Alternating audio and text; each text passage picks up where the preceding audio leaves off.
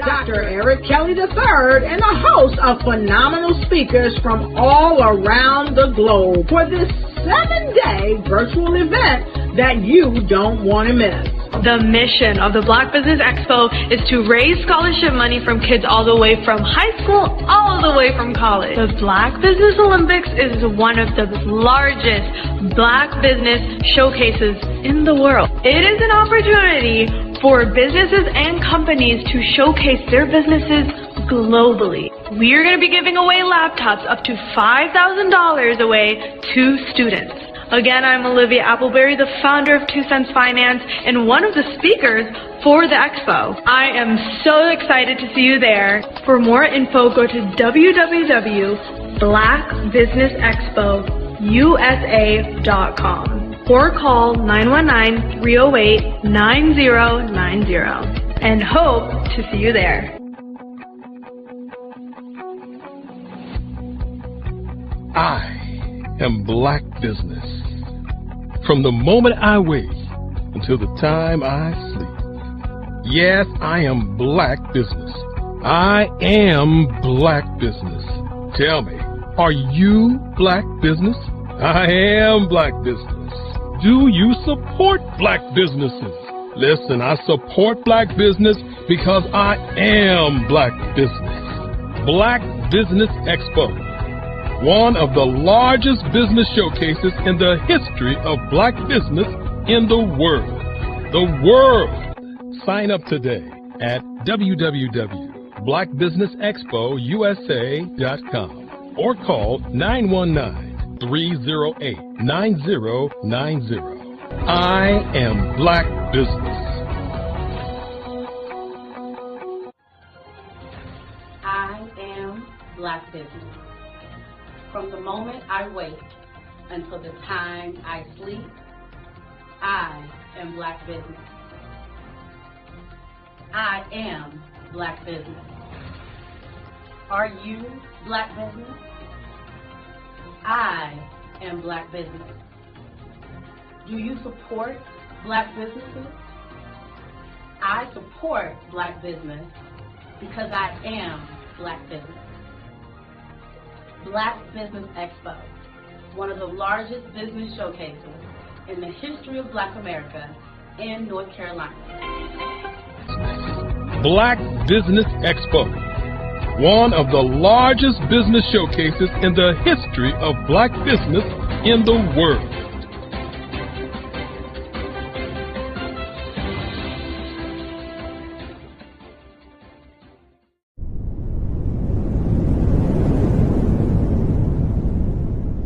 I'd like you to imagine with me, if you will, opening an app where you can collaborate with like-minded individuals from around the world, get inspiration and in-app tools to launch and grow your business, as well as share your knowledge and earn compensation, all in one app. Well, the name of that app is Truso, short for Truly Social. Hi, I'm Matthew Newman, the founder and CEO of Truso, a new concept in social media. Truso is designed from the ground up to be a platform that's both social and empowering for all its users. How exactly do we do that? I'm glad you asked. First, Truso brings the world together via video. Psychologists assert that video provides a significantly more effective connection than audio only. When you enter a community on Truso, you're face to face. Second, on Truso, you don't have to have 1 million followers to monetize. Our business model allows all hosts and moderators to monetize, no matter the size of your following, by 1, producing fee-based content, and 2, inviting others to join the platform as subscribers. Even more, Truso has an in-app resource library with over 100 free resources, forms, and documents to help you build your brand and grow your business. Third, Truso is inclusive. The deaf and hard of hearing communities make up 360 million people worldwide. Unlike audio-only apps, Truso embraces this community, providing a networking platform that allows them to participate via video and closed captioning. We even have a deaf and hard of hearing foundation in the works as well. Fourth, Truso is both social and safe. We refer to Truso as a virtual extension of the beauty shop, barbershop and brainchild of the community. A place where there's laughter, along with wisdom, growth-oriented conversation, and genuine connections in a safe space. Trousseau even has proprietary security to ensure we maintain a safe environment for everyone. Where are we at now? Trousseau is live, y'all. We've launched in beta and we're acquiring users daily.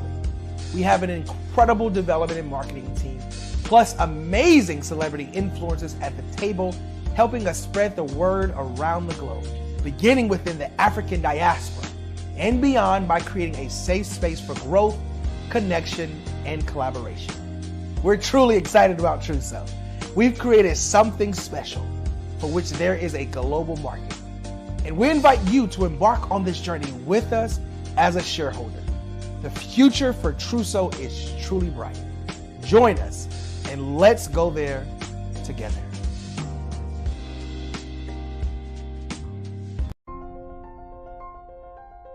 What if you could build your own city? A place where every child can find nurturing people to help them achieve their full potential. A place where every adult can access job training support. Where health education is abundant. Where social justice ruled the land. A place without limitations. Welcome. You have arrived at STEM City USA. It is what every city should be. A safe and trusted community where you find people and resources to help you become everything you are and beyond. STEM City is unlike anything you have ever experienced. It is a digital twin of the world around you, only better. STEM City is about energy and soul renewal. It is more than a digital world. You can almost feel the power of live cultural events, music, and theater.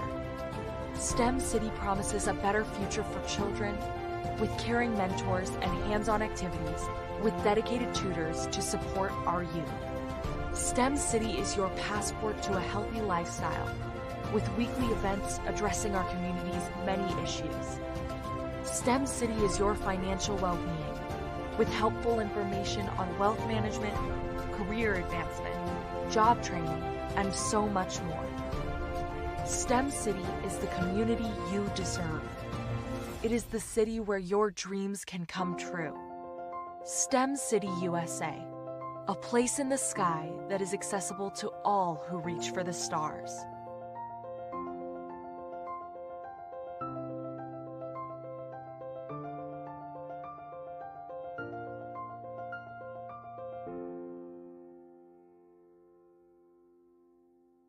The Black Business Expo's mission is to raise funds for high school seniors going to college or K-12 entrepreneurs.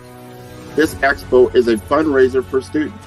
Please, you may go to www.blackbusinessexpousa.com to donate to the scholarship fund or use the Cash App at $BBXUSA. Our goal is to give laptops and up to $5,000 to 10 students. Students can register online at www.blackbusinessexpousa.com. Every dollar counts. Please donate to the Black Business Expo USA Scholarship Fund. In the heart of America, there are dreams waiting to be realized. Dreams of owning a home, creating a haven for families, and building a future.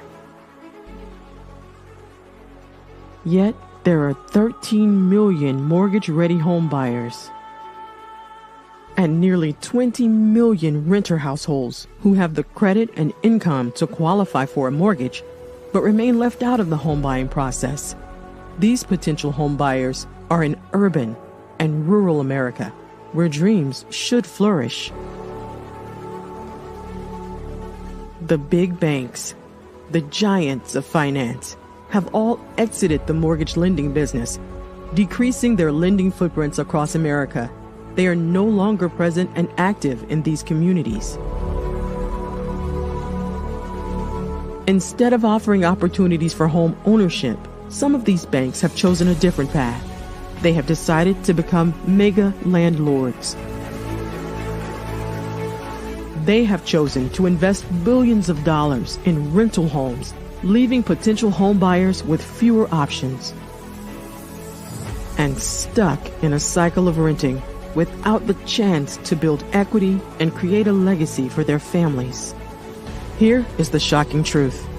A report issued by the Home Ownership Council of America revealed that if lenders were to step forward and serve this underserved market, they could conservatively increase their loan volume by $1.5 trillion. $1.5 trillion.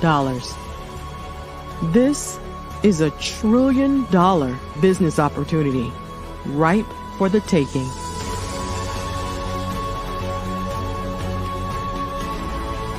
That's why I Have a Dream Home is here.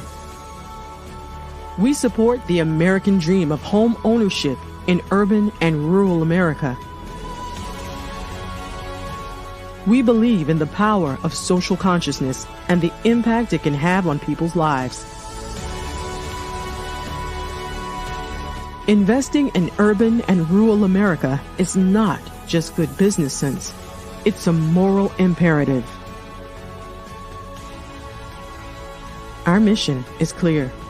Become the go-to mortgage lender in these communities. Create a pathway to home ownership for all Americans, breaking the cycle of poverty by empowering families to build wealth, stabilizing our communities, and taking pride in our country. I Have a Dream Home. Unlocking dreams, transforming communities, and rewriting the story of American home ownership. For more information, scan the QR code or visit our website at www.ihaveadreamhome.gold. Hello, my name is Kiasi Helm and I'm 14 years old. I think my genius would probably have to be setting goals and achieving them. I say this because ever since I was young, I always wanted to be an author, and at age 11 I ended up achieving this. But not only did I end up becoming an author, I ended up becoming a public speaker, a publisher, a business owner, all these great things. The name of my business is Written by Kids Publishing Company. I decided to start this company because I thought it was important for me to help kids my age express themselves through literacy and just achieve their own goals. Because to me, achieving goals is the best thing in the world to feel. It's you just achieving things and aspirations that you set for yourself. And I know that everybody is capable of this, because even if you don't end up achieving the goal, you still tried your best, and that's the most important thing. And everybody is capable of this because genius is common. Thank you. Did you know women represent just 3% of Fortune 500 CEOs and less than 15% of corporate executives at top companies worldwide? Have you wondered what the secrets are to getting into the top ranks, whether in the private or public sector? Do you want to figure out how to stop being held back in your career or passed over for promotion? Then you're in the right place. Hi, I'm Dr. Madeline Ann Lewis, President and CEO of the Executive Women's Success Institute. I have decades of experience in the military, the federal government, and corporate America, and my mission is to help women succeed and tap into their full potential. I want to reach 1 million plus women around the world to become the leaders they are meant to be. So if you want to move into a management or executive level position, or maybe you are a female veteran transitioning out of the military into business entrepreneurship, then reach out to the Executive Women's Success Institute at 301-693-3284. Let us get you on the fast track to success.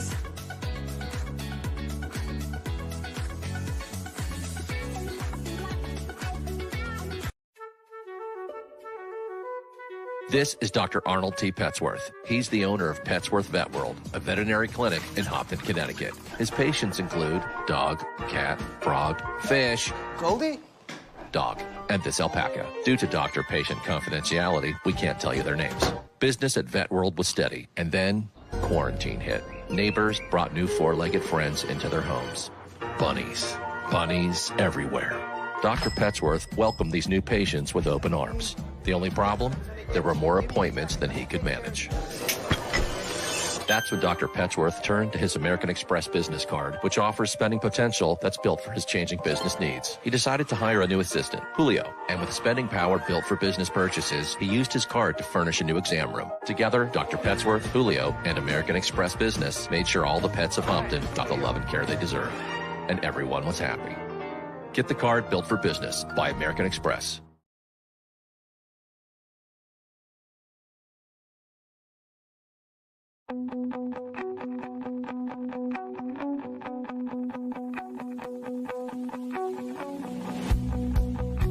I am Black Business. From the moment I wake until the time I sleep. Yes, I am Black Business. I am Black Business. Tell me, are you Black Business? I am Black Business. Do you support Black businesses? Listen, I support Black business because I am Black Business. Black Business Expo, one of the largest business showcases in the history of Black business in the world. The world. Sign up today at www.blackbusinessexpousa.com or call 919-308-9090. I am Black Business.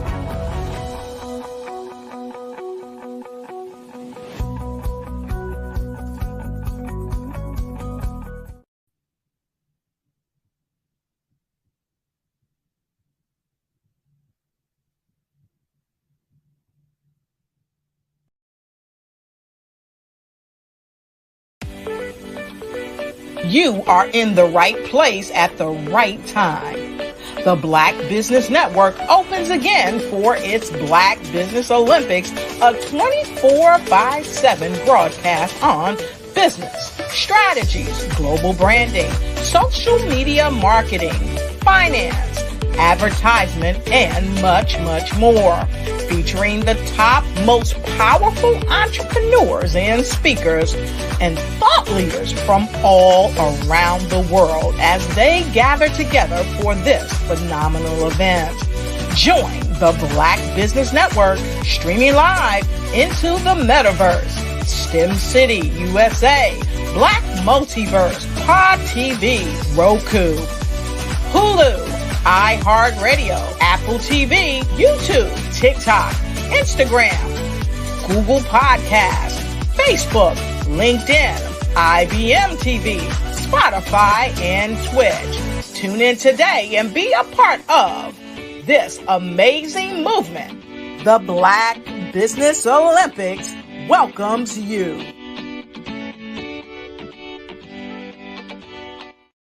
The Black Business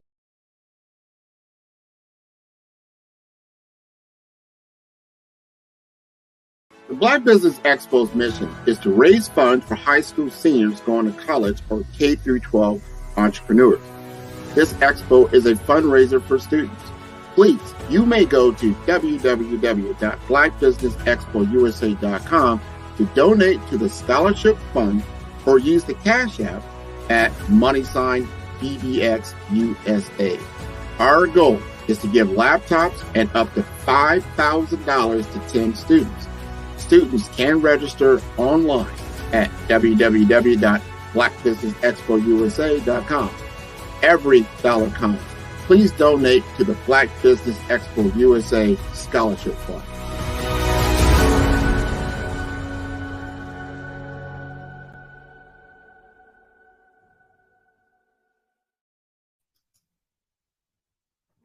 Hello, good afternoon. I hope you're doing well. It is Tuesday the 22nd, right? Yes, Tuesday the 22nd. And I'll be your moderator for today. My name's Angela Baptiste, and we'll be talking with some wonderful people today and getting to know and learn more about their business. So I look forward to a great day. Now,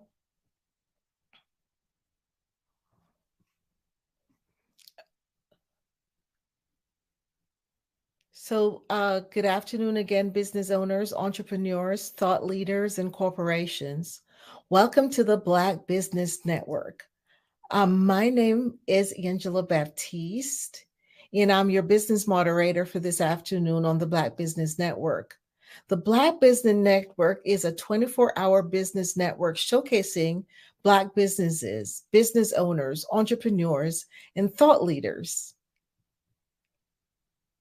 We have speakers from North Carolina, London, Singapore, Africa, Japan, and cities all over the United States. The Black Business Network is a global community sharing its business knowledge to empower, inspire, and educate businesses about business. Today, our first speaker for this afternoon is Philomena Moncure. Philomena is an outgoing business advisor who looks to help anyone whom she comes across. Philomena has managed people in large revenue projects at the tender age of 17. That's when she started. She's an entrepreneur's advocate for all things growth, branding, and simple solutions. So I introduce you to Philomena.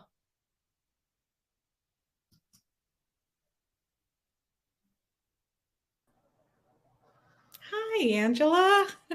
Hi, Philomena. How are you doing? I'm doing well, and thank you for introducing me and just having me on this platform. I'm so excited to share. Such a pleasure to get to meet you. And always remember, genius is common, and I'll see you on the other side. Perfect. Thank you, Angela.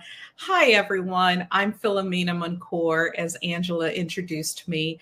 I'm here in Florida, Orlando, sunny Orlando, Florida. And I am just one of these folks who awesomely introduce different business owners to other people. I love networking. I love to just learn what are business owners facing. What is it that you're challenged with? But before I start sharing with you some different tips, some different things that you can use in your business starting today, who am I? And why do I have this leverage to share with you? Well, I'll tell you my backstory and why I'm so passionate in what I do. My parents are from Haiti. And as many people may know or may see in the news, it's an impoverished country, but it's full of love and full of just heartfelt giving. And so when my parents came to this country, they instilled hard work, compassion, love, and everything for the humankind. So watching my parents be entrepreneurs in a foreign land with a foreign language, I watched every single day that they would wake up, they would go to work. They would not cry or have apologies for things not going exactly as they wanted, but they worked harder. They took every bump in the road as an example or as a lesson. So growing up, I saw how entrepreneurship, it's rewarding. However, it's very, very challenging. So in high school, I wanted to just get my hands into small business and learn as much as I could. So therefore I can help my parents. That was the big goal. The big goal was to help mom and dad. Ultimately, I fell in love with helping small business owners. Now, my very first job, I'll tell you, it was working a Super Bowl at the stadium in Miami, Florida.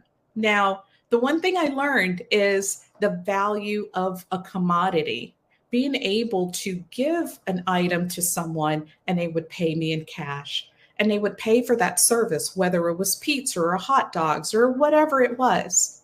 But it was an honest earning wage. I learned the fact that the stadium itself, because I was behind the scenes, they would buy something at low cost and they would monetize it with a larger dollar. So with that, I took that back to mom and dad. I said, okay. I sat them down. I said, let's buy things at low cost. and let's mark up the price. I am 15, 16 years old, maybe telling my parents how to run their business. Fast forward, I go off to college. My goal was to become a lawyer at this point because that's what I thought I really wanted to do. No, I really, really, really wanted to help entrepreneurs. At this point, my siblings, they were starting their own businesses. And as they are going on their entrepreneurial journey, they asked me to help. They've seen what I've done with mom and dad's business. They saw how we were trading internationally, how we cut costs and grew profits. And so automatically, they're like, hey, little sis, help me. My older siblings are in a medical field. One was in the trucking industry. And a lot of it was based off of, hey, look at my business. How can you help me? So my passion, as you can hear, it's all about helping my family. But over the years, I found that as I meet people, I wanted to know, hey, what's your passion? What drives you? What is that thing that makes you think, hey, I can monetize this, be an entrepreneur, and set up a legacy for myself and for my family? And that is the thing, that is the shred that keeps me going, that makes me want to help entrepreneurs. Now, as an entrepreneur, I know you guys are facing a lot of roadblocks and a lot of challenges.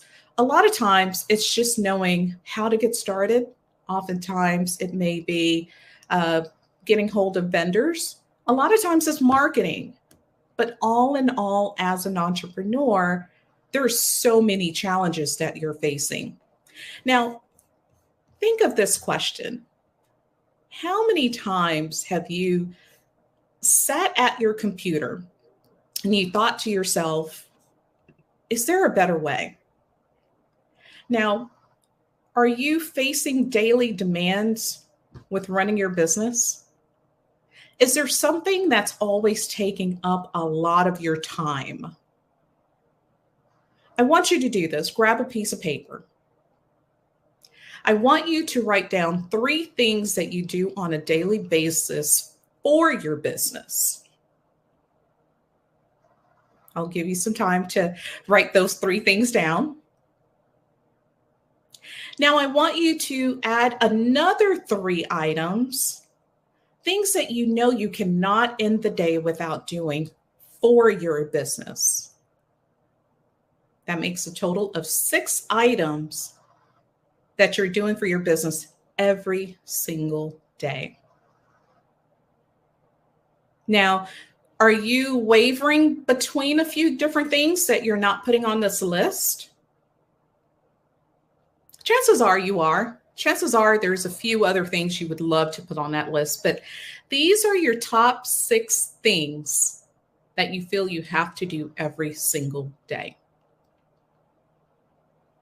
Now, what I want you to do with your top 6 items that you put on the list, right next to them, if you could, put how much time it takes for you to delegate for that task item. How long does it take for you to complete it? I'll give you a minute to do so. Now, some items may be 15 minutes, some may be an hour, some may be 30 minutes. But what I want you to do is just have an insight on how long it takes for you to do just 6 things in your business. Now, let's take a step back. What is your morning routine? What is your afternoon routine? Do you have a routine at all? And what does that look like? Some people say that there is a work and life balance. Some coaches will even say there's not really something called life and work balance. But as an entrepreneur, You're always trying to balance multiple parts of yourself and your business and your family and everything else that's involved in your life. Now, looking back at your list, do you feel like there's some other things you may have put on that list instead? Are there a couple of things you feel that maybe it's not that important and you want to cross off? Feel free to. The goal of this exercise is to identify some of the things you find that are extremely important that you must do every single day. Now, that was a very generic list. I want you to create another list here right at the bottom of your page, or even on the other side of your paper.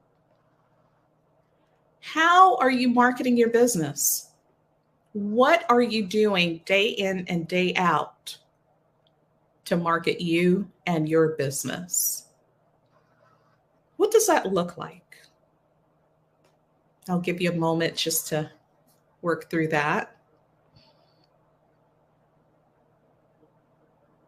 And as you're working through what you're doing on a daily basis to market your business, what are your top 3 non-negotiable things you must do every day or every week to market your business? Is it posting on social media? Is it posting new video content on YouTube or TikTok? Is it answering inquiries on social media? Because that is the thing too. Is it sending out a newsletter? Is it cold calling?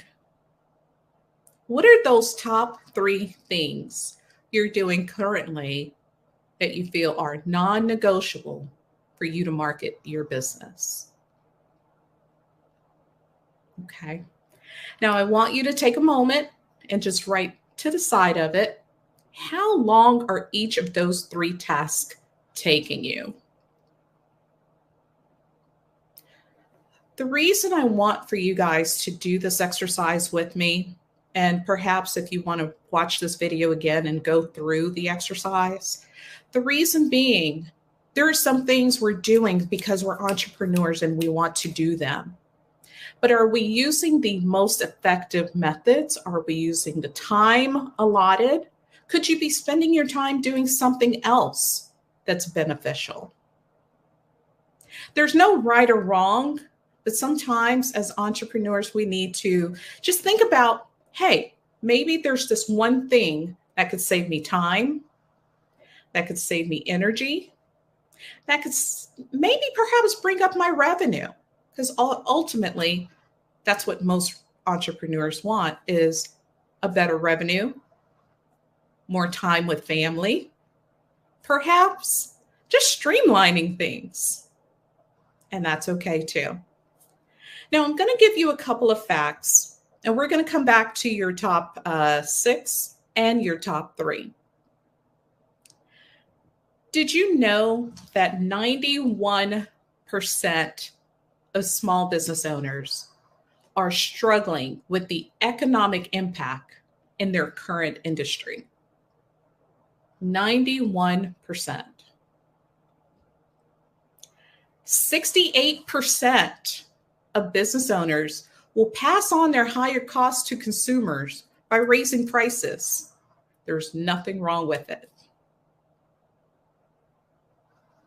And currently, 67% are anticipating that there's going to be a recession. That's the word that everyone's buzzing all around the news. I don't personally watch news because it's quite depressing for me. However, as entrepreneurs, if you're on Twitter, if you're on any kind of channel, sometimes those numbers can be very, very alarming. And that's in the back of our minds. A lot of times we're not thinking about it firsthand. But when I look at these numbers, if a lot of entrepreneurs are fearing what's to come, what's making your business enjoyable now?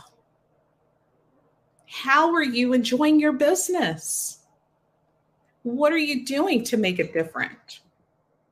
Now, a lot of folks when they're in their business, they're working on the business and they're not enjoying it. But they're looking for a few different things. One, they're looking for ways to market their business better. They're looking for ways to reach a bigger audience. A lot of business owners are looking for ways to use now technologies like ChatGPT or even automating some of their tasks. Now, we're finding that 38% of business owners who are now leveraging technology are doing better. They're booking more. They're able to get repeat clients. They're able to respond to their clients quicker. Now, going back to the list that we originally talked about, those top 6 things, I'll share with you what some of the top 6 are for a lot of business owners. 1 is phone calls back or responding to email. 2, and these are the top 6 things that they have to do in their business to be profitable, to be successful, to feel as if they have a handle on their company. So 1 is responding to phone calls and emails. Number 2 is posting somewhere on social media. And when we talk about posting, and I'll cover that in a second, it's not necessarily all the channels that they need to, but it's whatever they're comfortable with. It may be Facebook, it may be Instagram, but they're posting on at least one social media channel.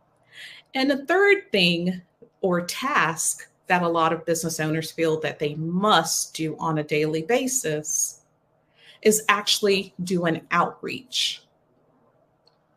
An outreach could be a newsletter. It could be cold calling. It could be just reminding people that, hey, you looked at a product of mine or you have a quote for a service. I haven't heard from you. Now, when we talk about the entrepreneur's journey and how business owners are figuring out a way to do things, technology should be your best friend at this point. It's not going backwards. As much as we would want to put the genie back in the bottle, it's here to stay. It's here to stay. So what technologies are you using currently? Are you following trends? Or are you looking at individual technologies to help you and your business based on what your needs are? Now, that in itself could be very complicated, convoluted, confusing, scary, all of these negative words, but here's what I want to share with you. There are some platforms today that simplifies your entire day. Yeah. It will simplify your client contacts, all of your messaging, your social media, your books, what's coming in, what's going out, what's out there that's floating that hasn't been paid. There's a lot of technology. I just wish that our Black business owners would not be so afraid of technology. The caveat is not to have so many systems in place.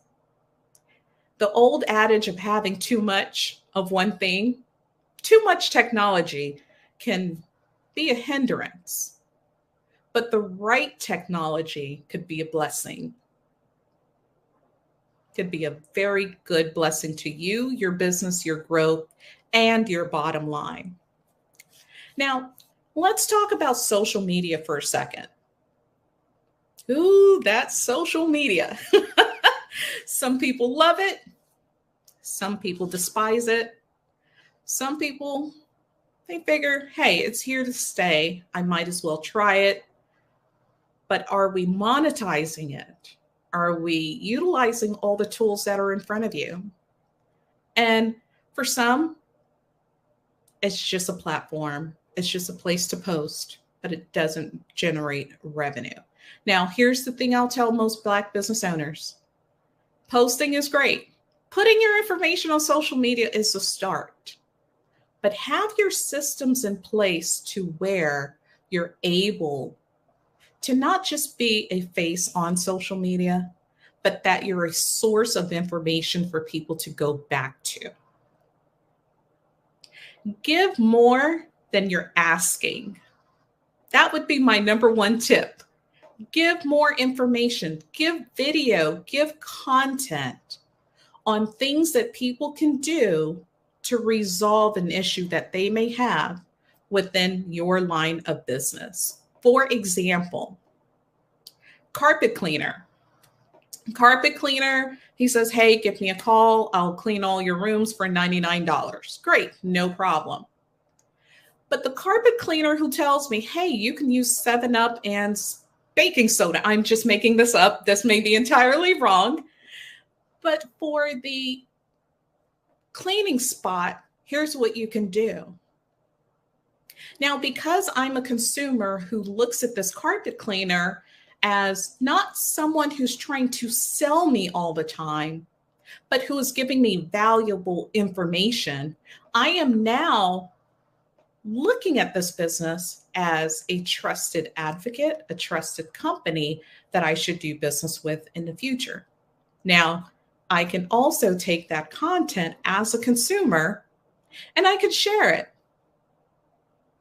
That little piece of advice, that DIY of how to clean my little spot on my carpet, it may go the furthest than that carpet company asking me to do business with them. Now, as the entrepreneur, posting is great. However, add value. Automate some of your add value content. Now, let's see if I can share my screen with you guys.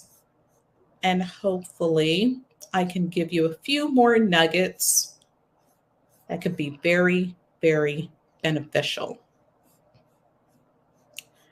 And as I'm pulling up my screen, take a look back at your list. And let's take a look at how your day-to-day, what does that really look like? And let's share my screen.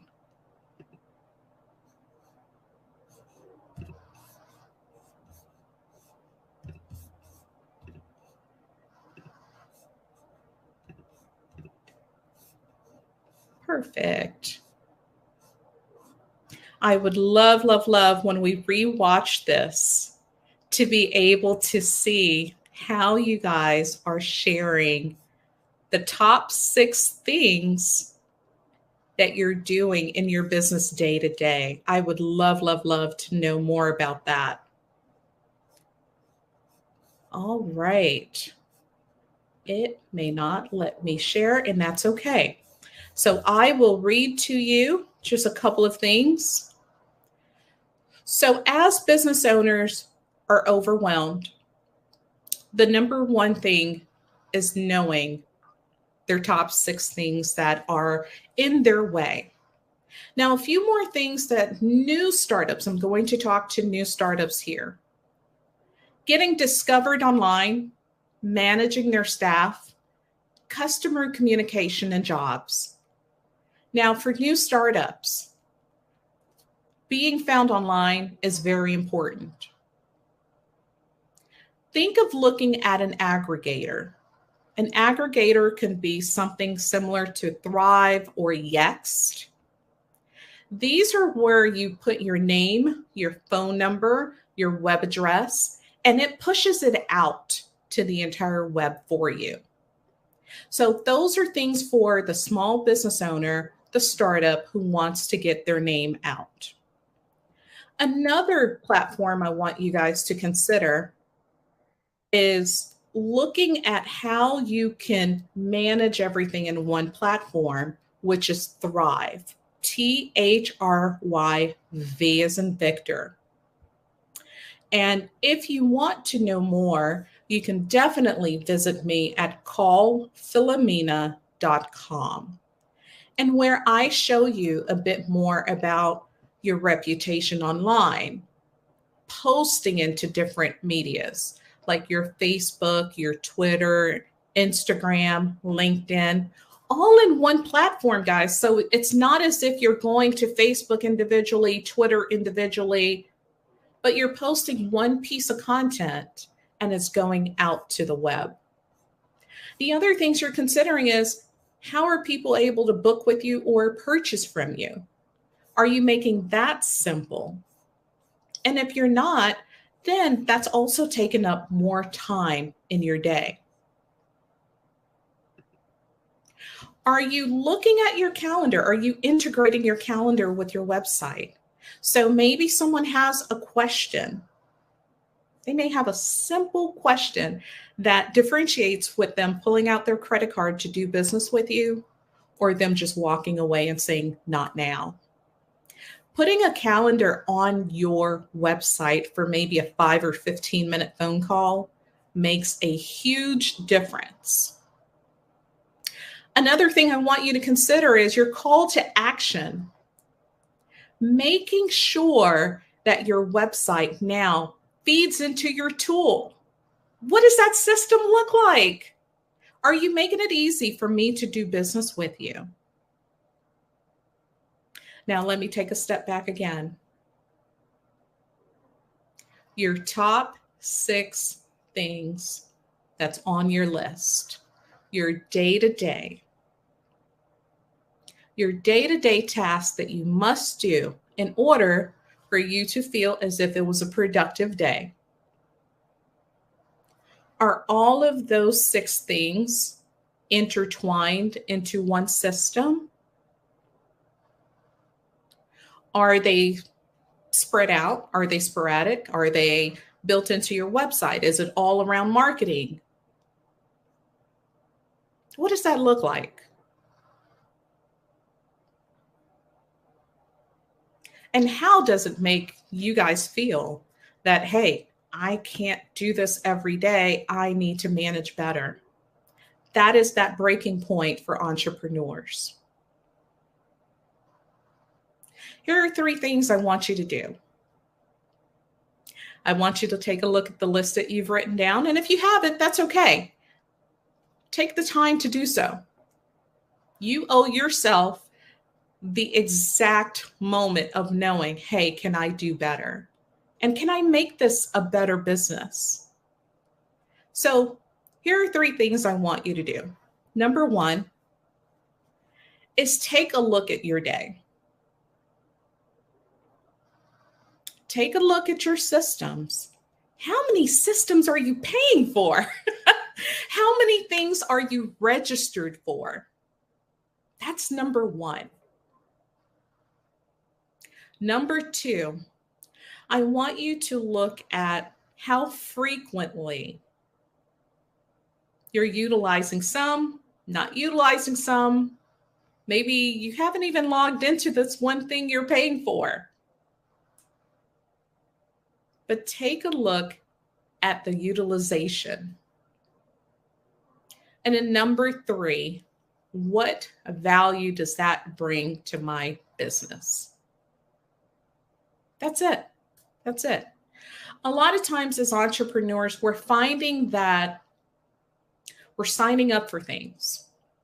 Free trial, 30 days free, 14 days free. And there's a credit card attached sometimes there's not. But your inbox is flooded and flooded and flooded and flooded with lots of different systems, lots of different technologies. Some you haven't even touched. Why? Is it something new? Is it something someone referred you to? Is it an ad you saw on Facebook, perhaps? Stop signing up for stuff. I will be that big sister of yours to tell you, stop signing up for things, especially if it's not helping you, especially if you're not utilizing them. It's just taking up space. It's an extra email you have to delete. It's an extra something you're going to have to unsubscribe to at some point. Now, what if I told you that there's a technology?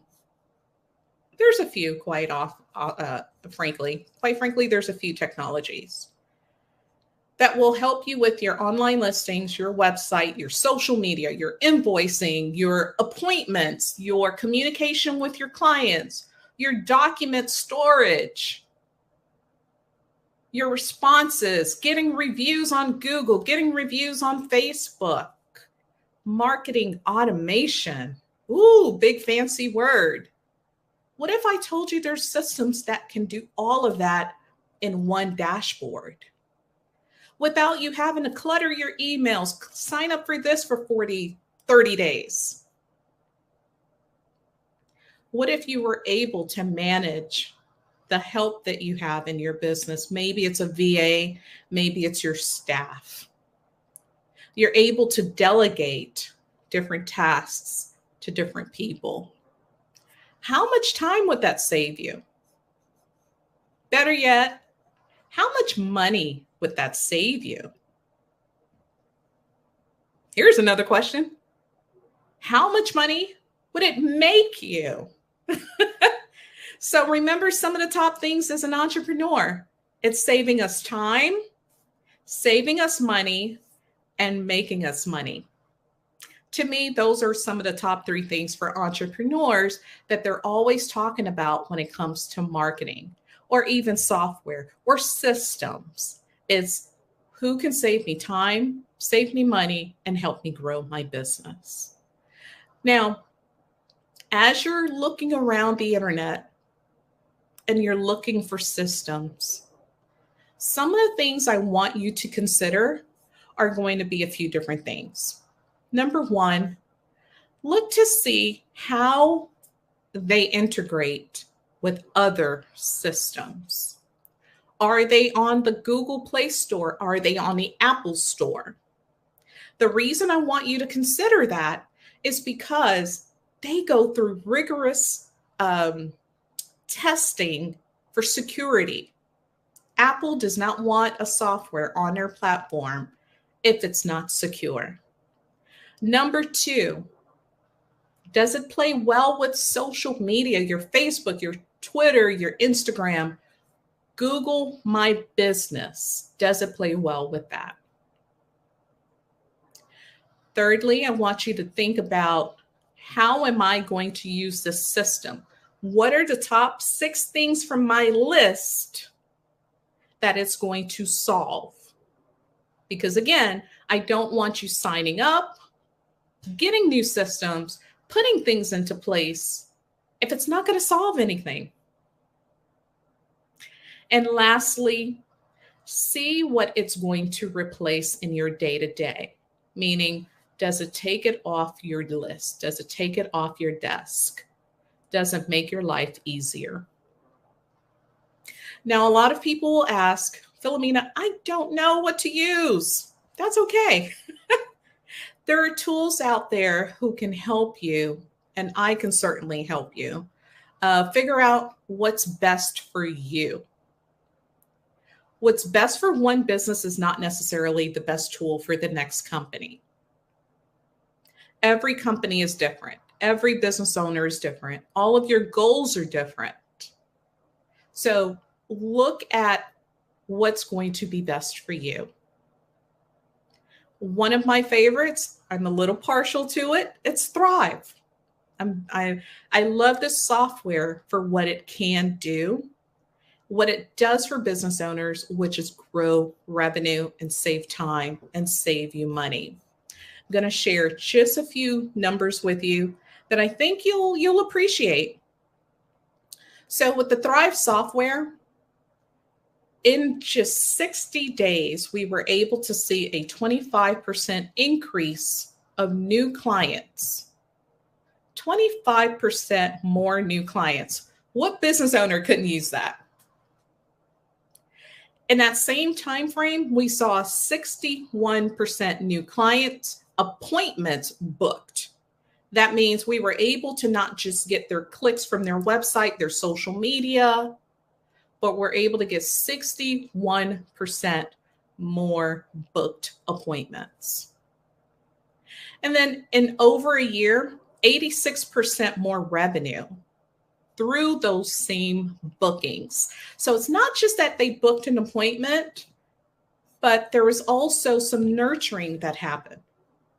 So we were able to keep in contact, automating, those contacts with those business owners and clients. So they were able to turn not just the not now, but into advocates and into eventual clients that were spending money with them.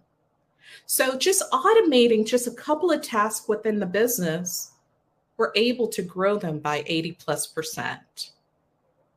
Who wouldn't want that in their business?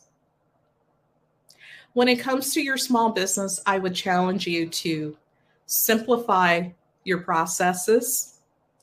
I would challenge you to get systems in place. A system in place that automates, saves you time, grows your business, and helps you just take off a little bit of that stress. I am Philomena Mancour. You can reach me at phone number 407-733-7776. You can also reach me at my landing page, which is callphilomena.com. That's CALLPHILOMENA.com. I am so grateful for you watching this and having me participate in the Black Business Network. They're doing amazing, amazing things for our community. So just want to say thank you to everyone. And hopefully you've grabbed just a nugget or two and you're able to grow your business and get to those goals that you want. Good luck, and I hope to help you at some point.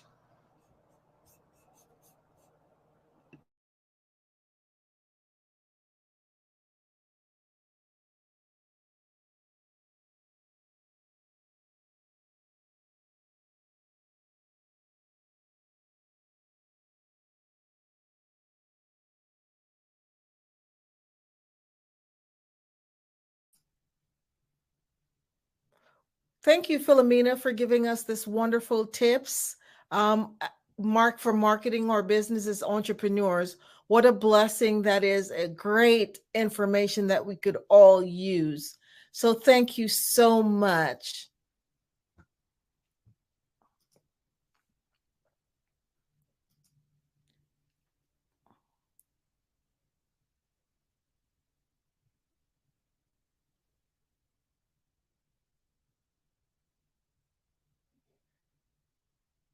Hey guys, my name is Caden. I'm the CEO of Caden Teaches, and my genius is teaching kids about financial literacy. Throughout my financial products, such as my financial flashcards, my activity book, and my newest project, my financial bus, which I bought. And on the bus, it has a mock bank where kids will learn how to deposit and withdraw money, a mock grocery store where kids will be able to learn how to have a family budget, and a mock stock exchange where kids will even be able to learn how to invest in stocks. Now, I decided to start teaching kids about financial literacy because I find that most kids graduate high school without even knowing the basics about financial literacy. And I feel if I were to teach kids about financial literacy, that I would be able to help kids tap into their genius. And I actually learned about financial literacy to my dad because I would go to business meetings with him and I would always see that they were talking about financial literacy. And at that point, I didn't understand what financial literacy was. So I took it upon myself to learn about financial literacy and teach it to kids in a way that they could understand. But I want you guys to help me help kids tap into their genius by going to my website, cadenteaches.com, and you can sew into me in my financial bus by going to my GoFundMe link. And remember, if Caden can, you can too. Because genius is common.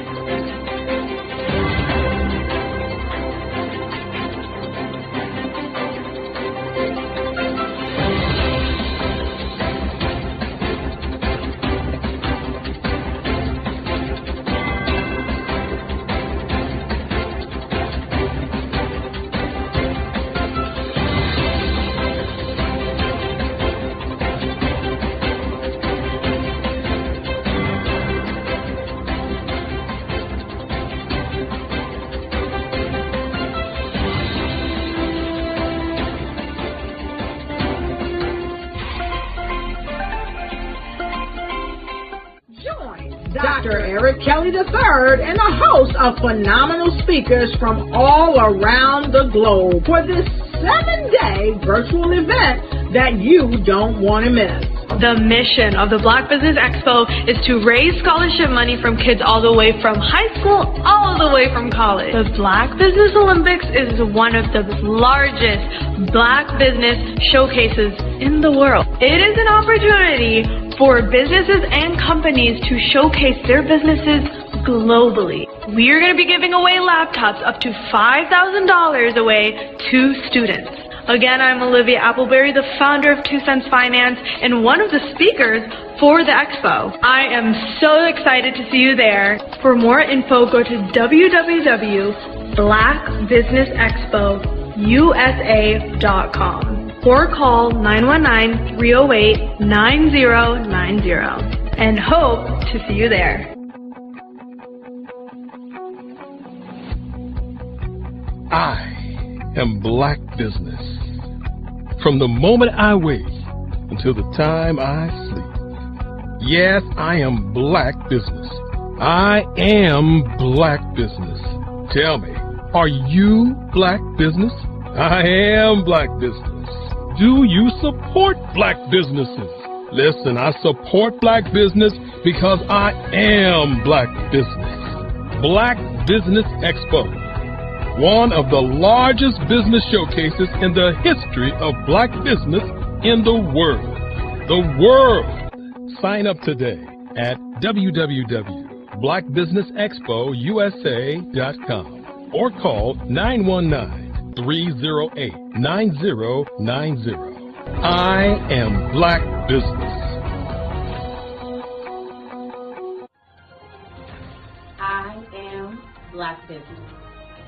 From the moment I wake until the time I sleep, I am Black Business. I am Black Business. Are you Black Business? I am Black Business. Do you support Black businesses? I support Black business because I am Black Business.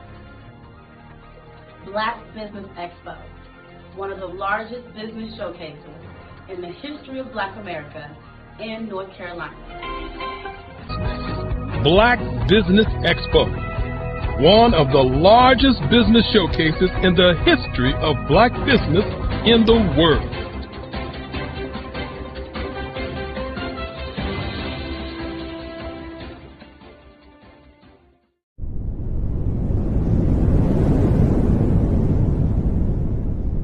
I'd like you to imagine with me, if you will, opening an app where you can collaborate with like-minded individuals from around the world, get inspiration and in-app tools to launch and grow your business, as well as share your knowledge and earn compensation, all in one app. Well, the name of that app is Truso, short for Truly Social. Hi, I'm Matthew Newman, the founder and CEO of Truso, a new concept in social media. Truso is designed from the ground up to be a platform that's both social and empowering for all its users. How exactly do we do that? I'm glad you asked. First, Truso brings the world together via video. Psychologists assert that video provides a significantly more effective connection than audio only. When you enter a community on Truso, you're face to face. Second, on Truso, you don't have to have 1 million followers to monetize. Our business model allows all hosts and moderators to monetize, no matter the size of your following, by 1, producing fee-based content, and 2, inviting others to join the platform as subscribers.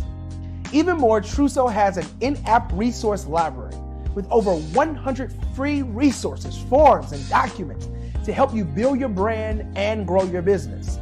Third, Truso is inclusive. The deaf and hard of hearing communities make up 360 million people worldwide.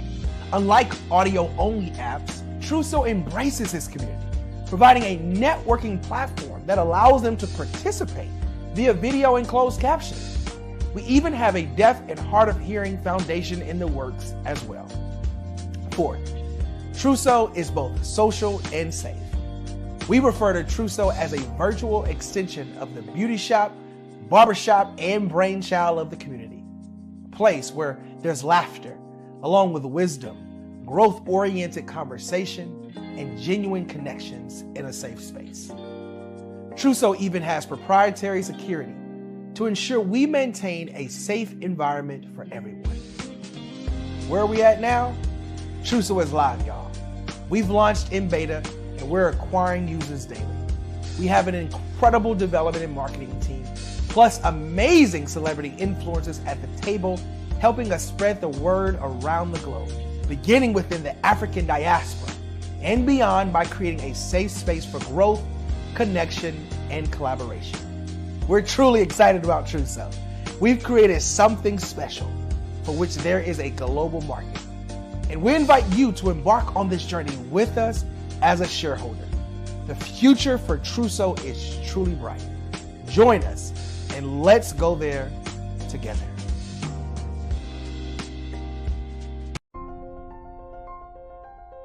What if you could build your own city? A place where every child can find nurturing people to help them achieve their full potential. A place where every adult can access job training support. Where health education is abundant. Where social justice ruled the land. A place without limitations. Welcome. You have arrived at STEM City USA. It is what every city should be. A safe and trusted community where you find people and resources to help you become everything you are and beyond. STEM City is unlike anything you have ever experienced. It is a digital twin of the world around you, only better. STEM City is about energy and soul renewal. It is more than a digital world. You can almost feel the power of live cultural events, music, and theater. STEM City promises a better future for children with caring mentors and hands-on activities with dedicated tutors to support our youth. STEM City is your passport to a healthy lifestyle with weekly events addressing our community's many issues. STEM City is your financial well-being with helpful information on wealth management, career advancement, job training, and so much more. STEM City is the community you deserve. It is the city where your dreams can come true. STEM City USA, a place in the sky that is accessible to all who reach for the stars.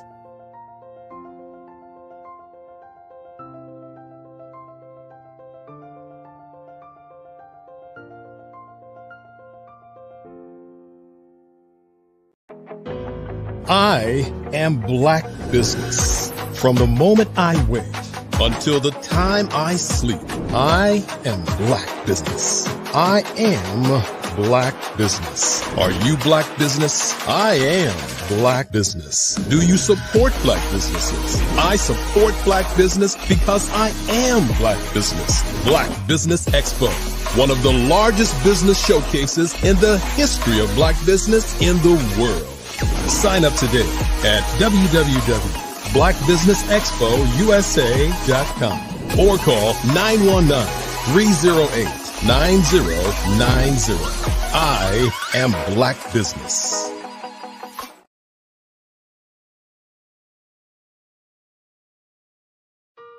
Hello, this is Israel, and I am CEO of Daydreams Interactive and author of Princess Planet. So, genius is common, and as a kid, I loved to daydream. Even as an adult, I loved to daydream. And when my daughter became 6 and loved princess characters, but we just could not find the diversity that showed her, we created our own characters. So, for instance, you have Princess Nulu right here. Princess Nulu is from Uganda, and her genius is that she loves to take care of animals. She can actually even listen and hear what they say. And then we have Princess Isabella right here. Princess Isabella, she's from Cuba, and her genius is biochemistry. One day she hopes to eliminate disease. Then we have Princess Nia right here. And Princess Nia is based off of my daughter. And she is what she wants to be, the greatest dancer alive. So that's her genius. So what's your genius? My genius is my imagination. Genius is common.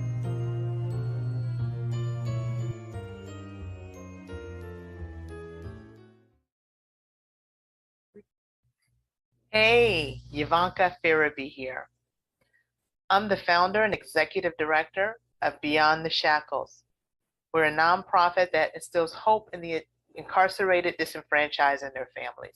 But we don't stop there, because what we know is that you don't have to spend one day behind physical bars to be in shackles in your heart and your mind. And we help people to rise up. What is my genius? I'm a life elevation coach and strategist. I'm a motivational speaker, and I help people to navigate the difficult terrain of adversity. Do you know that you can build the most beautiful masterpiece from the rubble that might lie at your feet from the most difficult of times? Well, you can. And I help people to walk out their God-given plans and find their genius. Why? Everybody has genius, because genius is common. Did you know women represent just 3% of Fortune 500 CEOs and less than 15% of corporate executives at top companies worldwide? Have you wondered what the secrets are to getting into the top ranks, whether in the private or public sector? Do you want to figure out how to stop being held back in your career or passed over for promotion? Then you're in the right place. Hi, I'm Dr. Madeline Ann Lewis, President and CEO of the Executive Women's Success Institute. I have decades of experience in the military, the federal government, and corporate America. And my mission is to help women succeed and tap into their full potential. I want to reach 1 million plus women around the world to become the leaders they are meant to be. So if you want to move into a management or executive level position, or maybe you are a female veteran transitioning out of the military into business entrepreneurship, then reach out to the Executive Women's Success Institute at 301-693-3284. Let us get you on the fast track to success.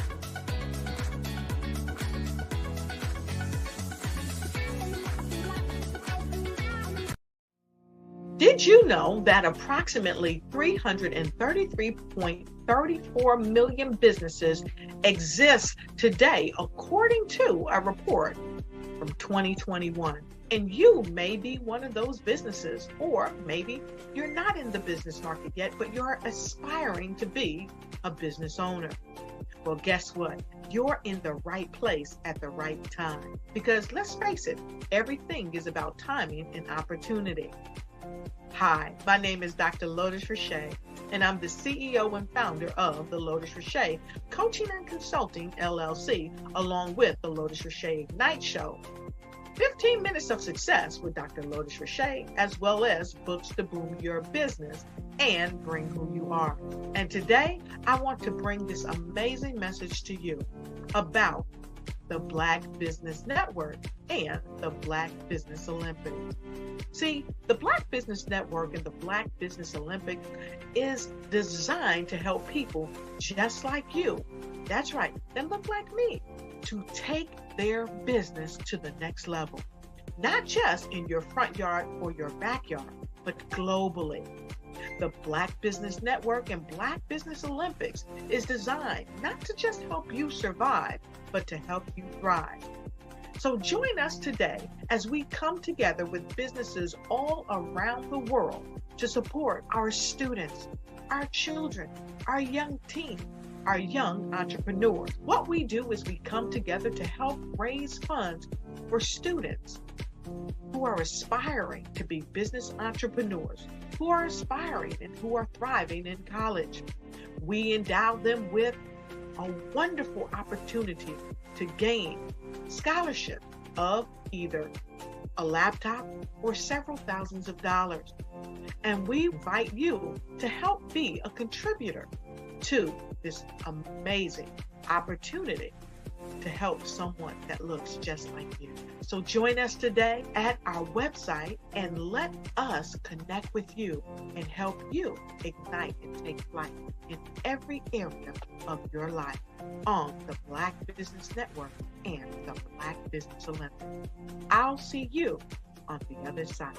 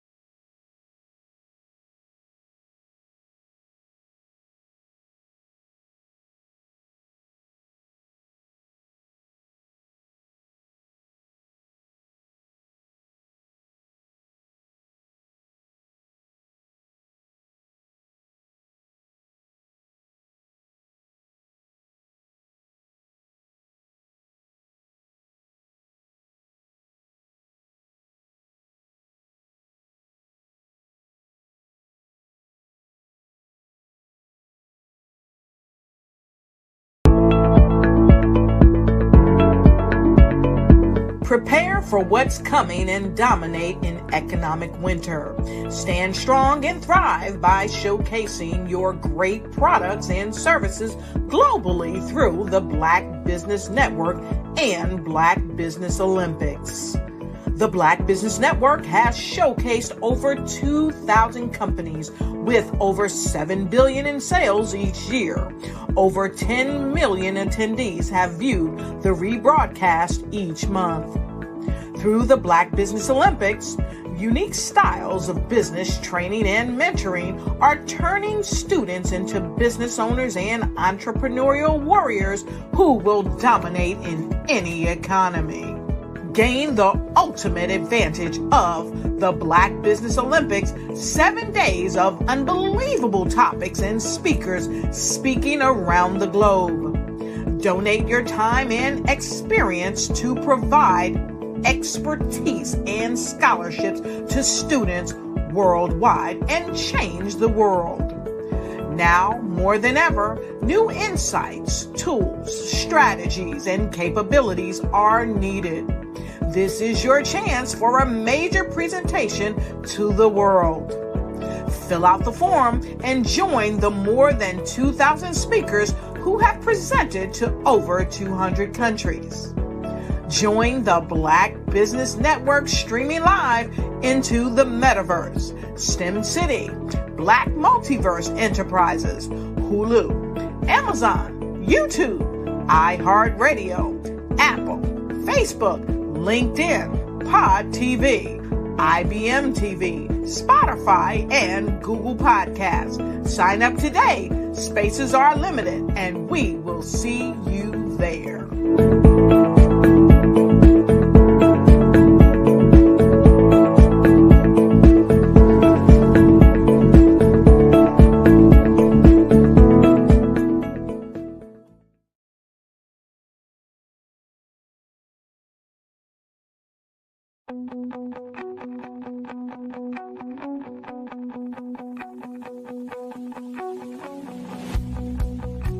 I am Black Business. From the moment I wake until the time I sleep. Yes, I am Black Business. I am Black Business. Tell me, are you Black Business? I am Black Business. Do you support Black businesses? Listen, I support Black business because I am Black Business. Black Business Expo. One of the largest business showcases in the history of Black business in the world. The world! Sign up today at www.blackbusinessexpousa.com or call 919-308-9090. I am Black Business.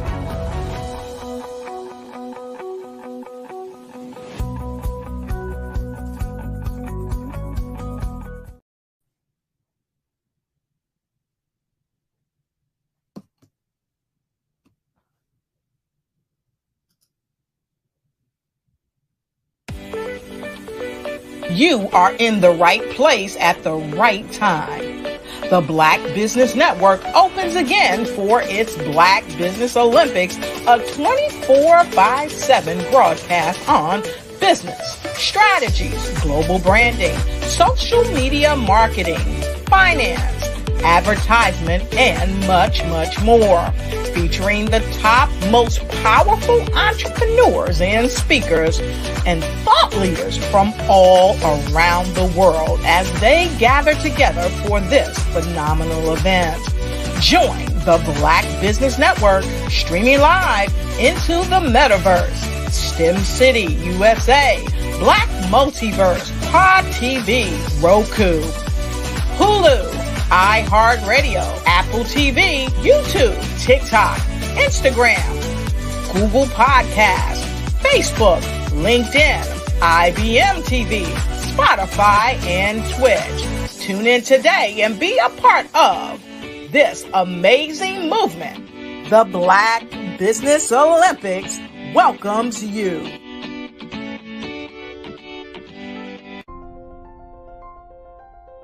What if you could build your own city? A place where every child can find nurturing people to help them achieve their full potential. A place where every adult can access job training support. Where health education is abundant. Where social justice ruled the land. A place without limitations. Welcome. You have arrived at STEM City USA. It is what every city should be. A safe and trusted community where you find people and resources to help you become everything you are and beyond. STEM City is unlike anything you have ever experienced. It is a digital twin of the world around you, only better. STEM City is about energy and soul renewal. It is more than a digital world. You can almost feel the power of live cultural events, music, and theater. STEM City promises a better future for children with caring mentors and hands-on activities with dedicated tutors to support our youth. STEM City is your passport to a healthy lifestyle with weekly events addressing our community's many issues. STEM City is your financial well-being with helpful information on wealth management, career advancement, job training, and so much more. STEM City is the community you deserve. It is the city where your dreams can come true. STEM City USA, a place in the sky that is accessible to all who reach for the stars.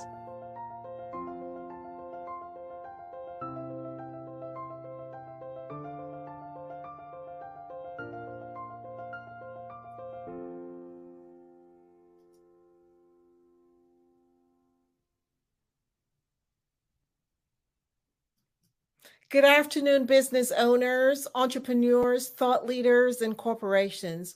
Welcome to the Black Business Network. My name is Angela Baptiste, and I'm your business moderator for this afternoon on the Black Business Network. The Black Business Network is a 24-hour business network showcasing Black businesses, business owners, entrepreneurs, and thought leaders worldwide. We have speakers from North Carolina, London, Singapore, Africa, Japan, and cities all over the United States. The Black Business Network is a global community sharing its business knowledge to empower, inspire, educate businesses about business. Today we have a keynote speaker, and his name's Lawrence Nichols, and I'd love to introduce him to you, and he will be talking with you and sharing with you, some important tips. So let's introduce you to Lawrence Nichols. He's passionate servant leader who was a military veteran, or is a military veteran, a church planter, a school founder, a serial entrepreneur, author and a mentor, a speaker, a trainer, and a coach. He and his wife, Tamara, have dedicated their lives to developing leaders who develop leaders in the U.S. and abroad. He has an innate ability to identify and activate leaders' strengths and gifts while helping to equip and empower them and their teams for greater impact. He leverages more than 3 decades of leadership and management experience in military, private, and faith-based arenas to help others cultivate and fully maximize their potential.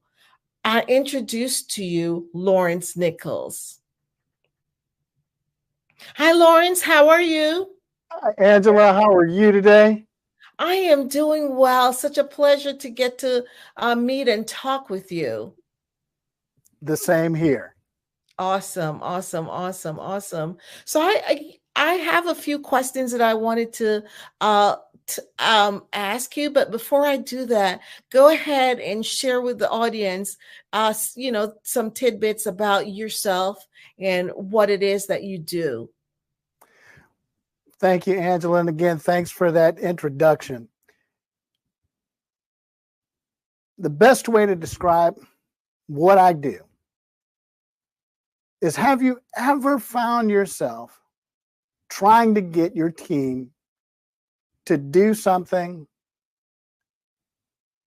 that they didn't really want to do?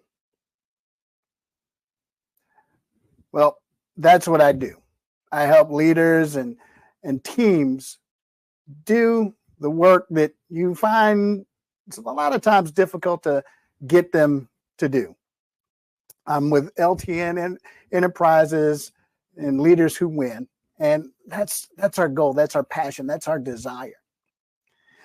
Now, what I want to talk to you about today, what I'm going to talk to you about just for a little bit of time, is team alignment. Team alignment.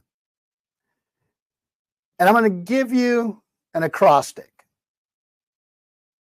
It is ALIGN. I'm going to say that again. ALIGN. Align. It's just as simple as that. The first question that you have to ask when we're talking about team alignment, and it doesn't matter what organization you lead, it doesn't matter. It could be your family. It could be in the military. It could be in the corporate space. It could be in ministry. It could be in a hospital setting. It could be in education. It does not matter. If you cannot get your team aligned and moving towards the vision that you've set, then 9 times out of 10, you're going to fail. Matter of fact, I'm almost inclined to believe that that number is 10 times out of 10. Why do I say that? Team alignment is what causes your team to be empowered to the degree that they can achieve great things. Most organizations fail to get their teams properly aligned, and they end up with headaches and heartaches that often cause them not just a bunch of emotional distress, but it will cause them financial distress as well. So let's get started. The first question that you have to ask is why, or let me put it this way. Is your vision clear? Ask, that's your first A. That's the first letter in the acrostic. Is your vision clear? I didn't say, what's your why? I asked, is your why clear? You've got to ask that question because that's going to be the fire that fuels you to develop your team, to build your team. All too often, we are excited, especially as entrepreneurs and small business developers, about moving our vision forward, but we lose sight of our why. We lose clarity in our why. How does that happen? It happens because of what we know as creep. Things that creep in and cause you to miss or lose the focus of your why. The payroll that has to be done. The orders that have to be filled. All of those things that cause you to lose clarity on your why. So the first thing that you've got to do as a leader, as a visionary, is redefine, reclarify, ask again, why am I doing this? Why am I doing this? Taking the time every 3 months or so to ask that critical question, why am I doing this? Every 90 days, if you're not asking, why did I start this to begin with? You could very well find yourself at the end of 2 years, 3 years, 5 years, 10 years, absolutely hating what it was that you started. And what you started was good. What you started had the foundation to change the world. And yet, you lost your why. You lost clarity on your why. You got too busy doing all of the other things, and you stopped focusing on your why. So the first A in Align is ask the critical question. Do I have clarity on my why? Now, the second question, or the second letter in Align, is L. And this is really, really, really simple. Line up. Now, I want you to think for a minute about any basketball team that you've ever seen play.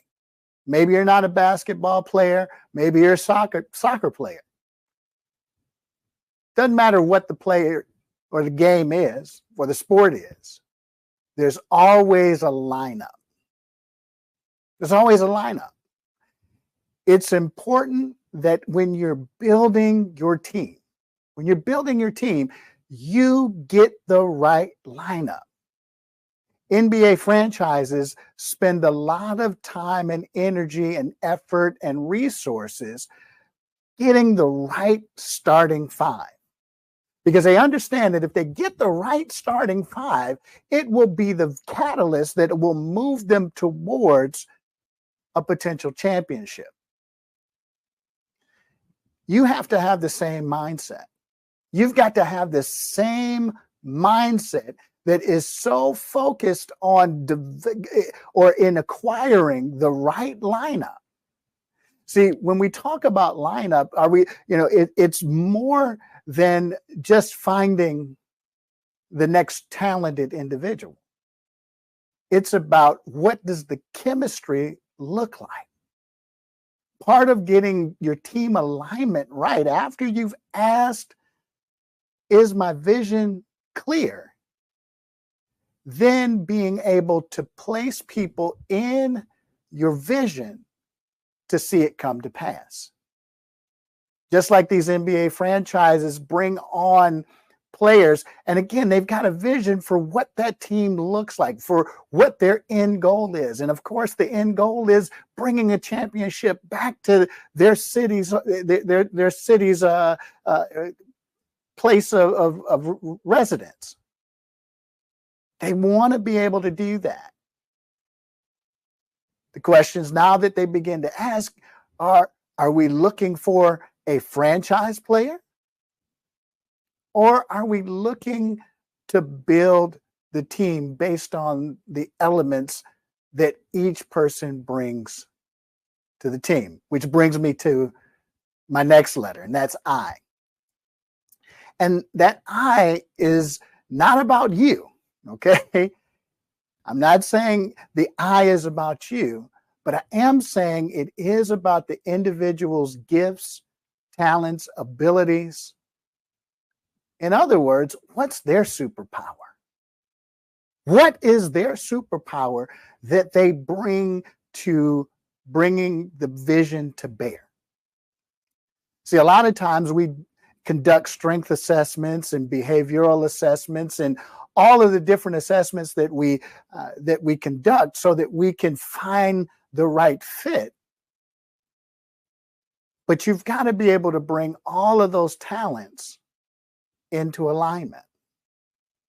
Now, part of that is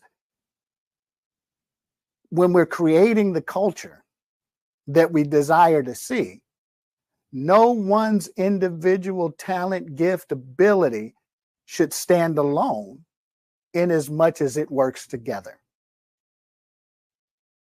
No one individual's talent should stand alone as much as it stands together. That is absolutely key when you bring about the ignition to that team. So what you're looking to do, that I is not necessarily about the individual, but how can I ignite the individual's authentic self? How am I able to ignite that individual in a way that all of the gears on that team are firing up and everybody can move forward, move the vehicle forward towards the championship win? So I've got to ask for that clarity of my vision. I've got to get the right lineup. I've got to make sure that the talent is there. But then the ignition is about how do all of the components, how do I ignite the fire in my team towards team concept, towards a team goal. See, we can have individuals on our team that are all about themselves, and then we're wondering why we're frustrated and we're not seeing the results we want to see in our businesses. We're not seeing the results that we want to see in our organizations. We're not seeing the results that we want to see. In fact, we're frustrated because we haven't unlocked the power of igniting the individual's authenticity for the purposes of working together collectively. The next letter is a G. It's a G. Growth. Asking for clarity, getting the right lineup, igniting that authentic individual for the purposes of bringing the team together. But the question that you've got to ask here, and hear me when I say this, the question that you have to ask here is does the person that is on your team possess the capability and the ability to grow with you? Do they possess the capability and the ability to grow with you?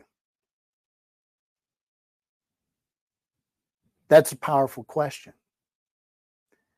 Because oftentimes when we're putting our teams together, oftentimes, especially when we're starting out,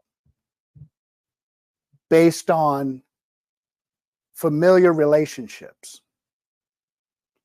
We're putting those teams together because they feel good, but not necessarily because they are good. I'll say that again. We put our teams together because the relationship feels good, but not necessarily because it is good. We waste time on moving our organizations forward because we're oftentimes unwilling to have the crucial conversations that are necessary to bring about growth in the individual.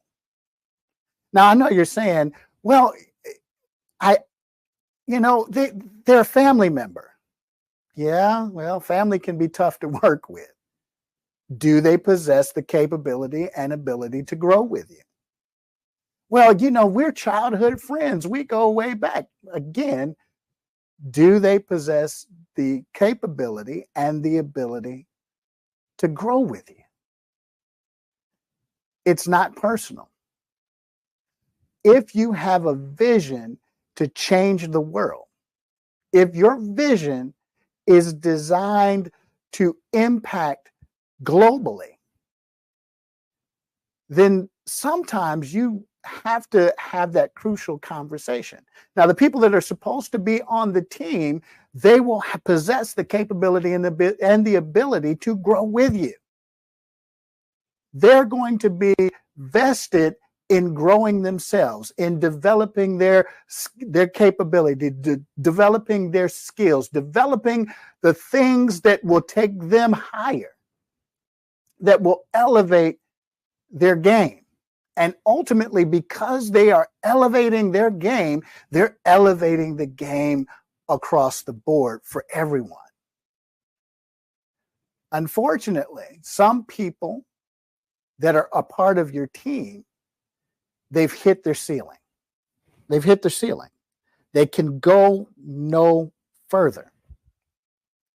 And we will allow our emotional attachment to the relationship hinder moving the ball forward. It hinders us from going into the next room, the next space, the next place that our business is supposed to go.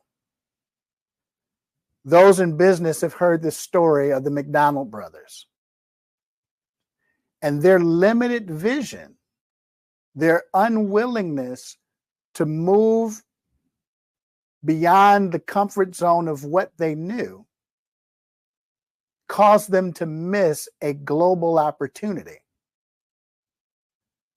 Ray Kroc seized that opportunity and literally grew beyond the capacity of the McDonald's brothers.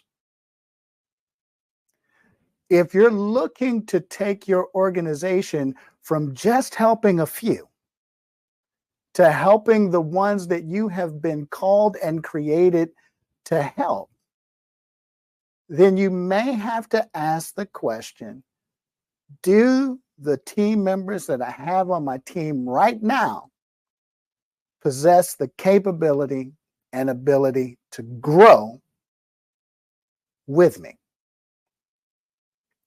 Now, my final letter in alignment or in align is new. So we've asked for clarity on our vision. We've got that clarity. I've got it. I'm clear on my vision again.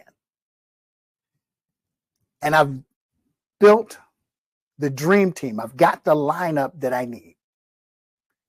And I've ignited that authentic talent, gift, ability to operate together. And I know that the person on my team, or the people that are on my team, have the ability and capability to grow. But here's the critical question. The critical question.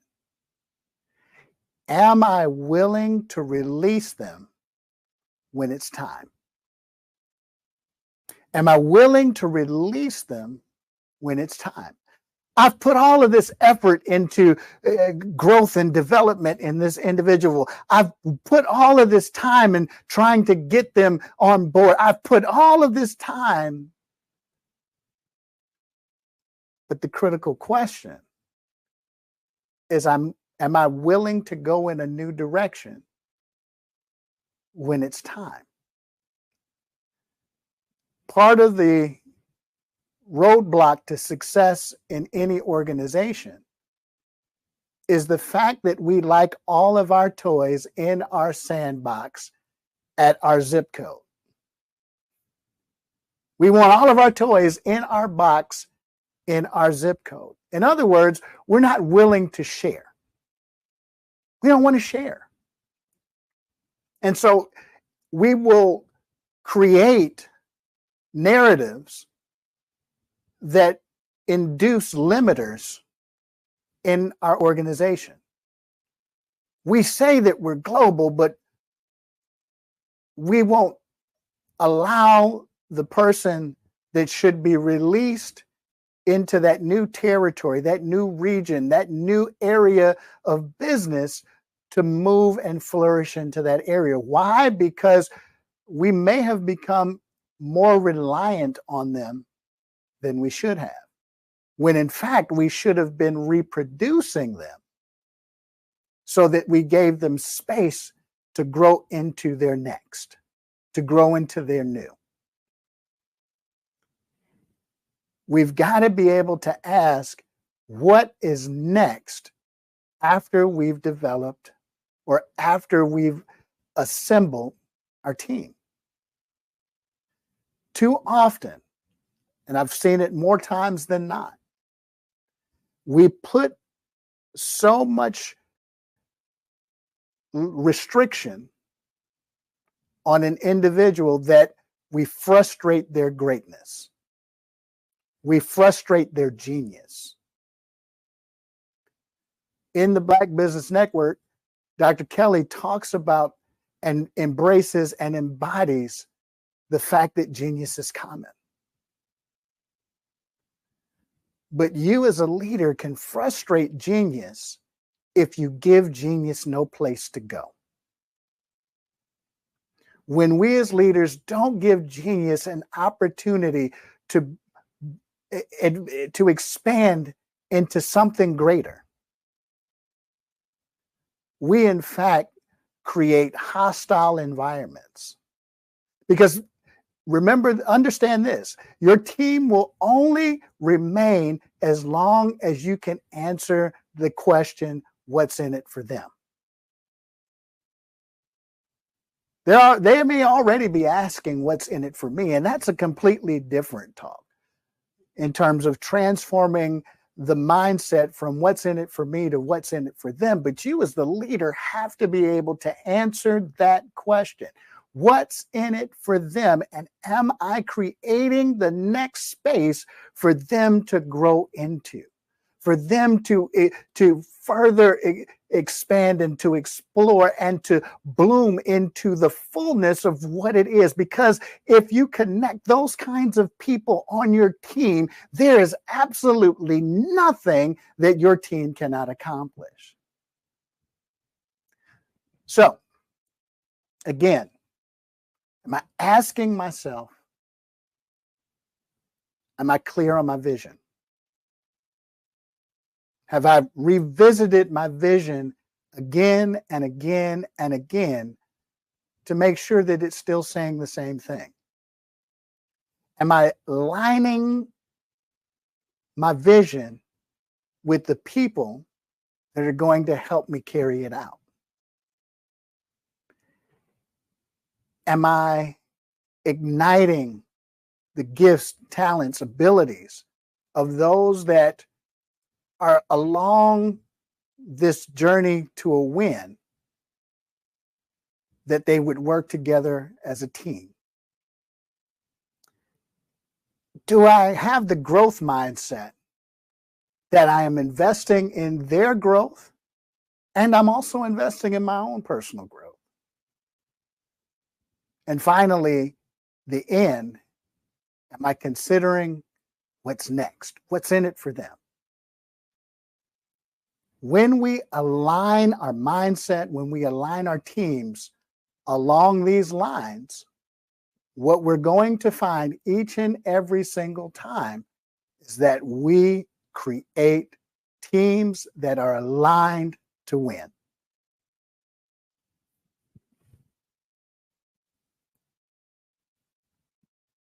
Oh, Angela, I think you're still on mute. Thank you so much, Lawrence. How powerful that was, being able to be in alignment, right? Powerful message for teams all over and leaders in order to be successful and get the successful outcomes that they desire. I just wanted to find out from you, what led you to your interest in helping organizations grow and develop their people? That's a great question. Over the years, I have always found myself in places or positions that I could quickly identify where the issues existed in the organization. Mm-hmm. But all too often, no one was willing to address those issues. In fact, what I found happening more often than not, people would ignore those issues. And so there was a little bit of internal frustration because a lot of times the unwillingness to address those issues would often create more work for me. Mm-hmm. So as a result of that, I got to the place where I said, you know what? People won't ask for the help either because they don't know they need it or because the service isn't there. And so that's kind of what got me started. It's just my personal frustration with seeing gaps in bringing people into a place that could open up those doors of understanding and doors to expand and move people beyond where they were. Awesome. Thank you for sharing that. Now, we'd love for you to share your connections, your contact information. Absolutely. So I can be reached on pretty much every social media outlet that there is, but primarily between LinkedIn as well as Instagram, Facebook, is LTN Leaders Who Win. LTN Leaders Who Win. And you can find us in any one of those social media spaces. You can also reach out to me at 757-741-8044. Or you can reach me at admin@ltnenterprisesllc.com. So any of those spaces. Thank you so much, Lawrence. It's been a wonderful opportunity to get to meet you and definitely learned a lot. So thank you. And always remember, genius is common, and I'll see you on the other side. Thanks, Angela.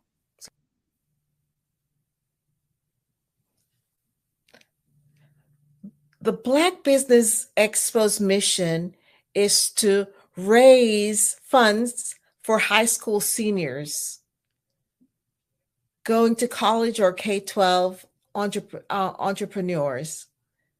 This expo is a fundraiser for students. You may go to www.blackbusinessexpousa.com to donate to the scholarship fund, or use the Cash App that's on it's the $BBX USA. Our goal is to give laptops and up to $5,000 to 10 students. Students can register at www.blackbusinessexpousa.com. Every dollar counts, so we want to remind you to donate to the scholarship fund. We want to thank our Black Business Expo USA sponsors for this month, August 2023. North Carolina 100, Moody Capital Partners, Suede Soul, Lotus Ritchie Coaching and Training, Carolina Virginia Minority Supplier Development Council, Step Management, BHS and Associates, Margie McLean Foundation, Genus is Common, Earth Essentials, Mullane Shawnee Global, Executive Women's Success Institute, The Quality Coaching Company, Superwoman Business Services, Creative Force Studios, Lee Entertainment, Artistic App Design, and of course, the Black Business Expo USA. Genus is Common, and I'll see you on the other side.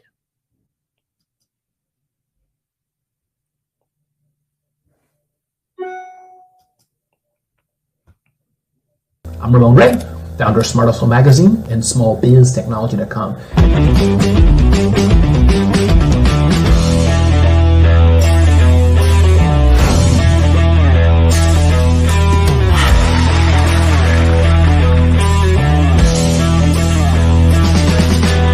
You're here today to celebrate small business success. Stand up on your feet. You rocked the house. It was amazing. Didn't we learn? For me, success comes from failure. One thing not to do is shake somebody's hand like this.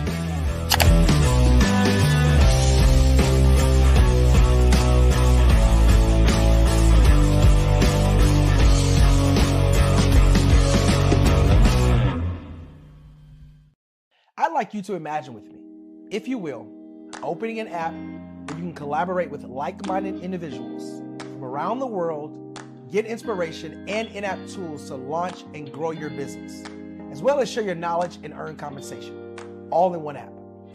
Well, the name of that app is Truso, short for Truly Social.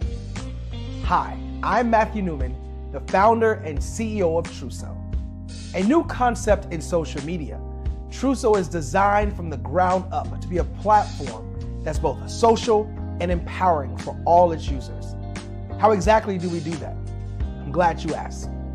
First, Truso brings the world together via video. Psychologists assert that video provides a significantly more effective connection than audio only. When you enter a community on Truso, you're face to face. Second, on Truso, you don't have to have 1 million followers to monetize.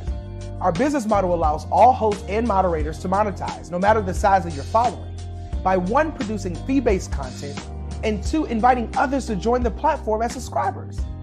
Even more, Truso has an in-app resource library with over 100 free resources, forms, and documents to help you build your brand and grow your business.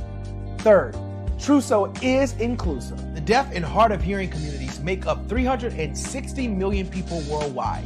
Unlike audio-only apps, Truso embraces its community, providing a networking platform that allows them to participate via video and closed captioning. We even have a deaf and hard of hearing foundation in the works as well. Fourth, Truso is both social and safe. We refer to Truso as a virtual extension of the beauty shop, barbershop, and brainchild of the community. A place where there's laughter, along with wisdom, growth-oriented conversation, and genuine connections in a safe space. Truso even has proprietary security to ensure we maintain a safe environment for everyone. Where are we at now?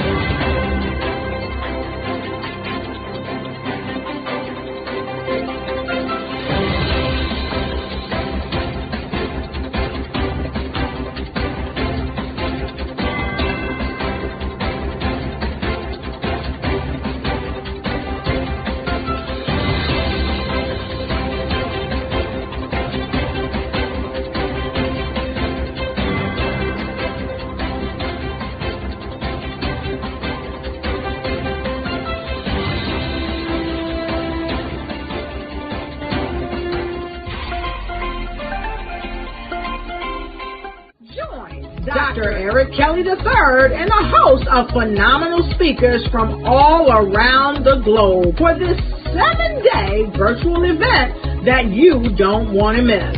The mission of the Black Business Expo is to raise scholarship money from kids all the way from high school, all the way from college. The Black Business Olympics is one of the largest Black business showcases in the world. It is an opportunity for businesses and companies to showcase their businesses globally. We are going to be giving away laptops up to $5,000 away to students. Again, I'm Olivia Appleberry, the founder of 2 Cents Finance and one of the speakers for the expo. I am so excited to see you there. For more info, go to www.blackbusinessexpousa.com or call 919-308-9090 and hope to see you there. I am Black Business. From the moment I wake until the time I sleep. Yes, I am Black Business. I am Black Business. Tell me, are you Black Business? I am Black Business. Do you support Black businesses? Listen, I support Black business because I am Black Business. Black Business Expo, one of the largest business showcases in the history of Black business in the world. The world!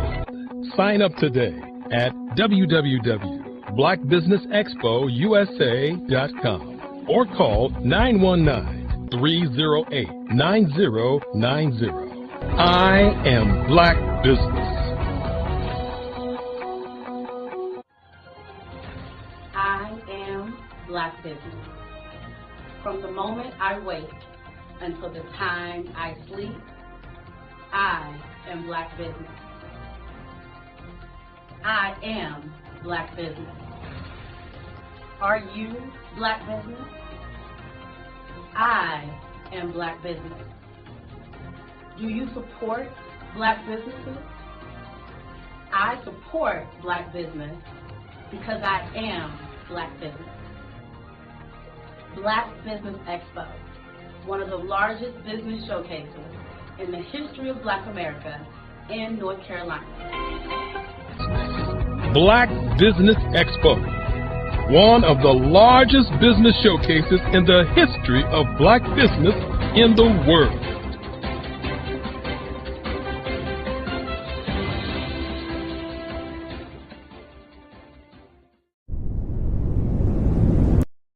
I am from Washington, D.C., but I was raised in Durham, North Carolina.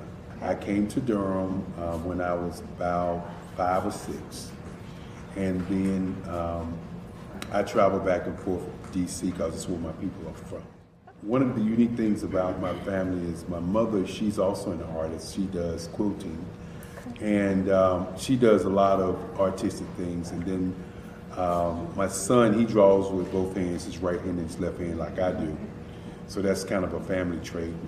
And then my other son, he's a videographer, and my daughter, she works, she's a regional vice president for Sunglasses. When you start out drawing and sketching, you want to continue to explore, you know, each avenue. I do pastels, I do pen and ink, I do painting, I do acrylics. I haven't done oils yet. But I try to do all facets of art. What I say to a lot of times to people is, you know, you can't put yourself in a box when you're an artist. You have to explore. And over the course of my life, I've tried to explore different mediums. I also do sculpture as well. I choose my subjects by the intensity that they have in their faces, or the intensity that somebody is moving, because I do more than portrait drawings. I also do I do abstract, and then I do figurative drawing also. Well, what happened in this particular show is that I started out trying to come up with something that would be a little bit different than what everybody else is doing. So I was working on a Barack Obama show, and they wanted me to do some paintings of Barack. And so what I did was, because of the deadlines, I kind of did it kind of fast. And then I realized when I was doing it fast, I enjoyed it. And so then I started doing other pieces the same way, and I started to enjoy those pieces also. And so I came up with this particular style, and it's a style of lines and colors. And what's interesting is that when I was in college, I did a show called Lines, Colors, and I talked about the boldness of the blacks, the hotness of the whites, and this is how this has come about, later on in my life. And the colors comes from a lot of the entertainers that I work with, where they wear different colors. They don't wear, your plain reds or your whites. They wear different colors, and so that's also another piece of what's giving me the colors. The subtitle of this show is Faces That Speak Life. That's real critical. Faces that speak life. Each one of these pieces is a life source and a life energy that's being put on display for people that are looking at them. I always say in terms of my art, it's not important that I draw them. It's important what you get out of what I draw. I don't try to just draw it because you like it. People wanted me to do prints. I didn't do prints. People asked me to do different people, but the people that I choose are people that make a difference in the lives of people in the world. So the human landscape idea was, again, as I say, the lines represent your emotions, it represents your ideas, and it represents your journey as a human being. And that's why you get the different pieces and the different looks. And as you notice, I try not to do one look that looks alike another look. And that's what's the most important part of this show.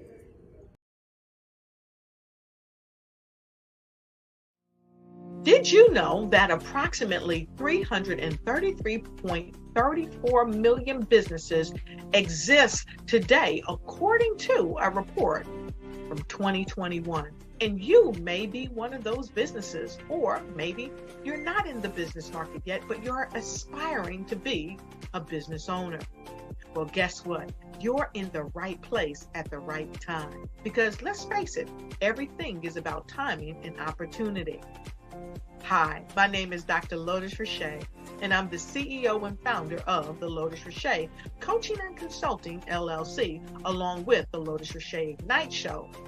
15 minutes of success with Dr. Lotus Richey, as well as books to boom your business and bring who you are.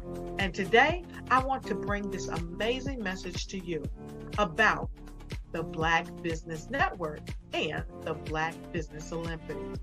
See, the Black Business Network and the Black Business Olympics is designed to help people just like you, that's right, that look like me, to take their business to the next level. Not just in your front yard or your backyard, but globally. The Black Business Network and Black Business Olympics is designed not to just help you survive, but to help you thrive.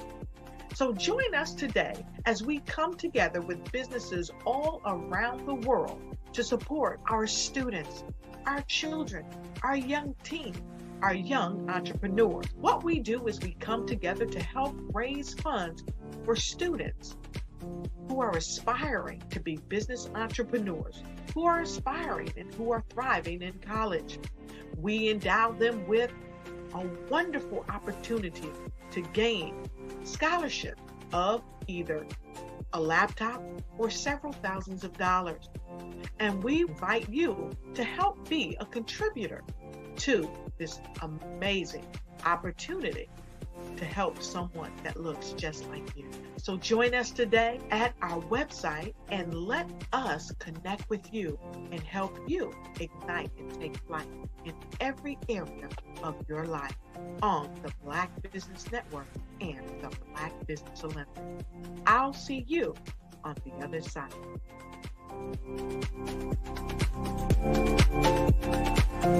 Phenomenal Tanya T. Wise, who is here from the great state of Maryland. Tanya, welcome and thank you for being with us today. Can you indulge our audience a little bit and tell them just a little bit more about who you are and what it is that you do? Well, I love being able to talk to people and have a magnetic attitude, being able to just show them. So I always like to say, level up is Coach at Tanya T.Y. is here. So can you tell our audience, just give them a teaser about what your presentation will be about? So my philosophy is that we should all be living our dream life.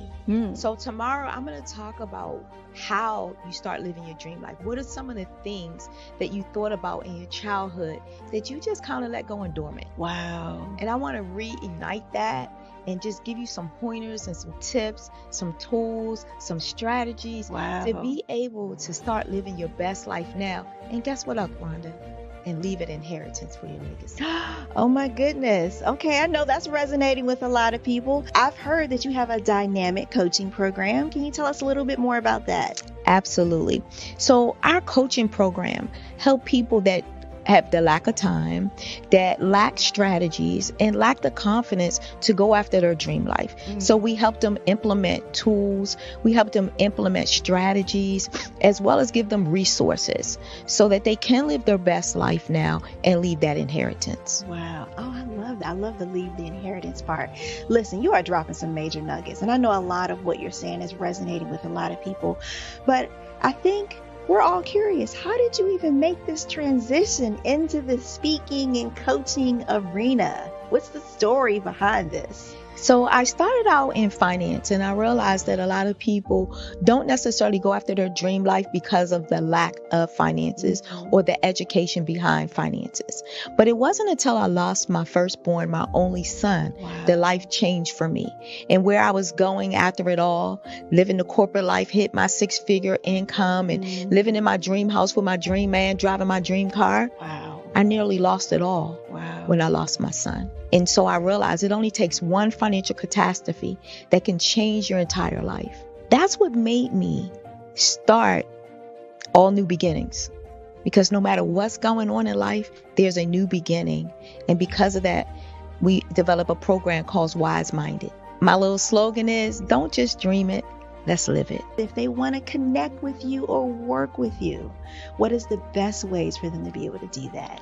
Well, for my social media guru, you can connect with me on every single social media platform as Tanya T. Wise.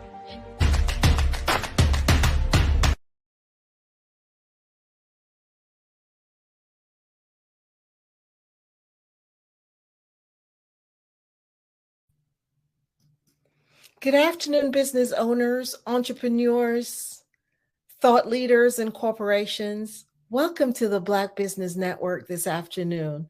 My name is Angela Baptiste, and I'm your moderator on the Black Business Network today. The Black Business Network is a 24-hour business network showcasing Black businesses, business owners, entrepreneurs, and thought leaders worldwide. We have speakers from North Carolina, London, Singapore, Africa, Japan, and cities all over the U.S.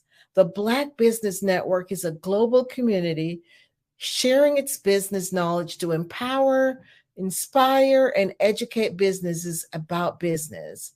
Today we have our keynote speaker, Chanel Dickerson, who will be talking to us today. So I'd like to introduce you to Chanel. Chanel Dickerson, she's the CEO and founder of Chief Chanel Dickerson LLC, a company focused on empowerment and personal growth. With a successful career as an assistant chief of police for the Metropolitan Police Department in Washington, D.C., Chanel is a respected figure in her field.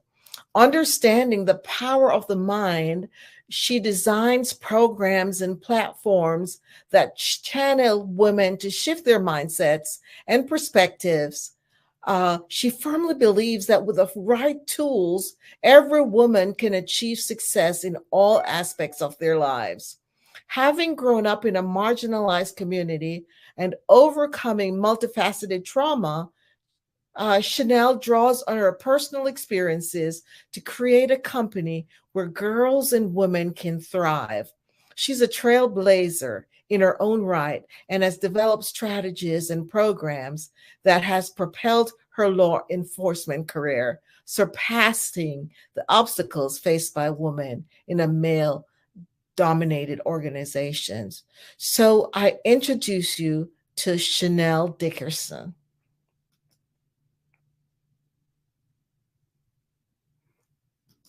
Hello, Chanel.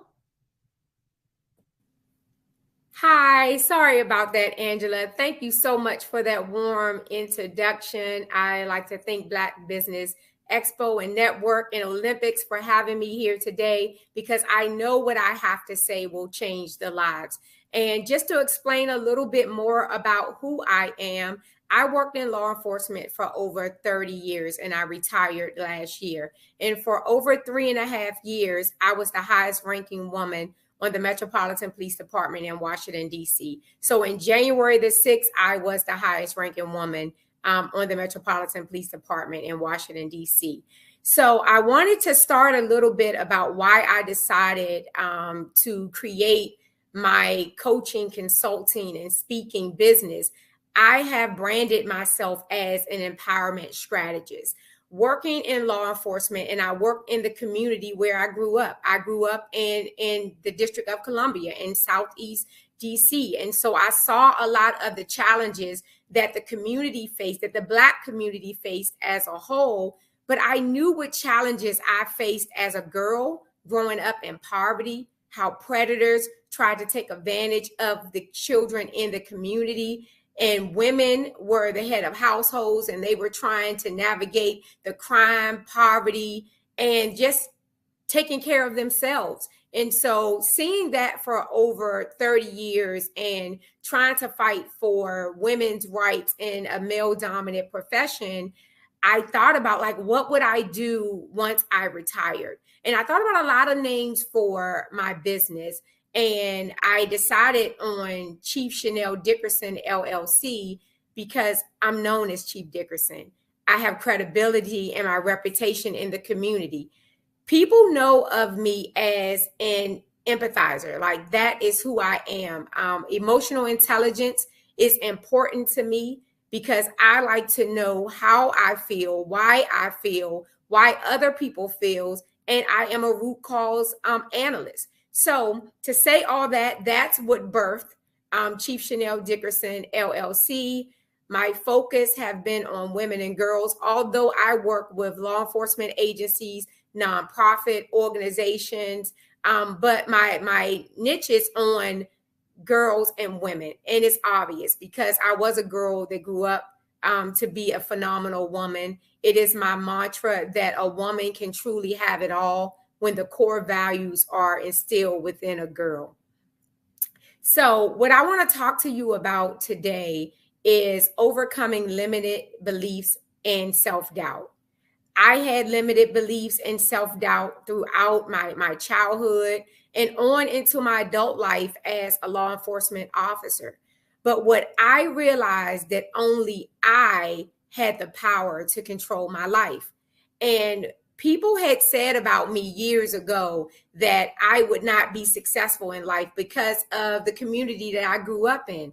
But I knew that I had to decide that my past doesn't define my future.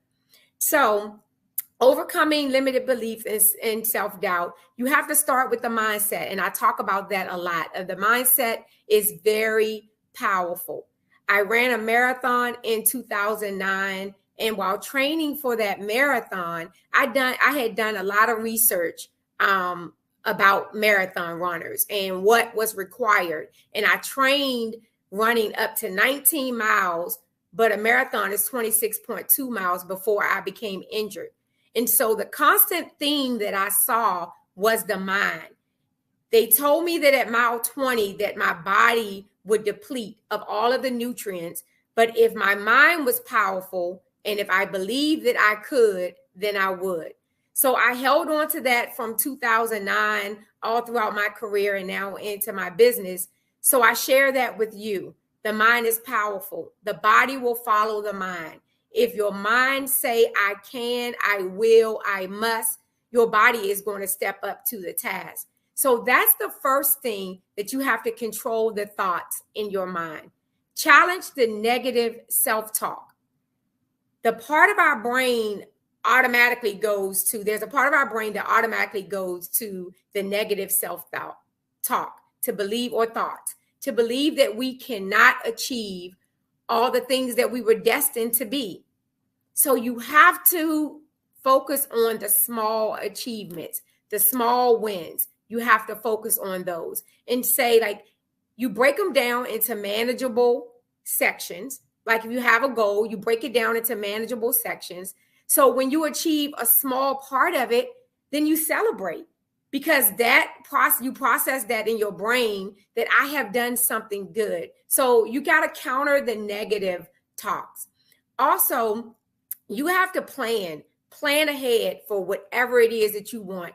Set short, mid, and long-term goals. Because when I think about like where I want to be in the next 6 months, and then the next year or two, or the next 5 years, like you have to write those things down. But I caution you not to go too far, right? Because if you are a person that's struggling with limited beliefs and self-doubt, you already believe that you can't. So looking 5 years from now, you can't even imagine what you're going to do tomorrow. So you definitely don't want to project what your life is going to look like 5 years from now. So start small. Get a piece of paper or take the notes section in your phone and just say, where list 3 things. Like, where do I want to be? What 3 things I want to accomplish in the next 6 months? And then think about one thing that you're doing right now that will keep you from achieving those 3 goals. So you need to remove something out of your life. It may be people, places, or things, whatever that is. It may be one thing you need to move out of your life. It may be several, but let's just focus on one. And then look at what is the one thing that you need to do differently to be able to achieve that. For example, if you want to buy a new car, maybe your spending habits, you have poor spending habits. So you need to save more money to be able to buy a new car.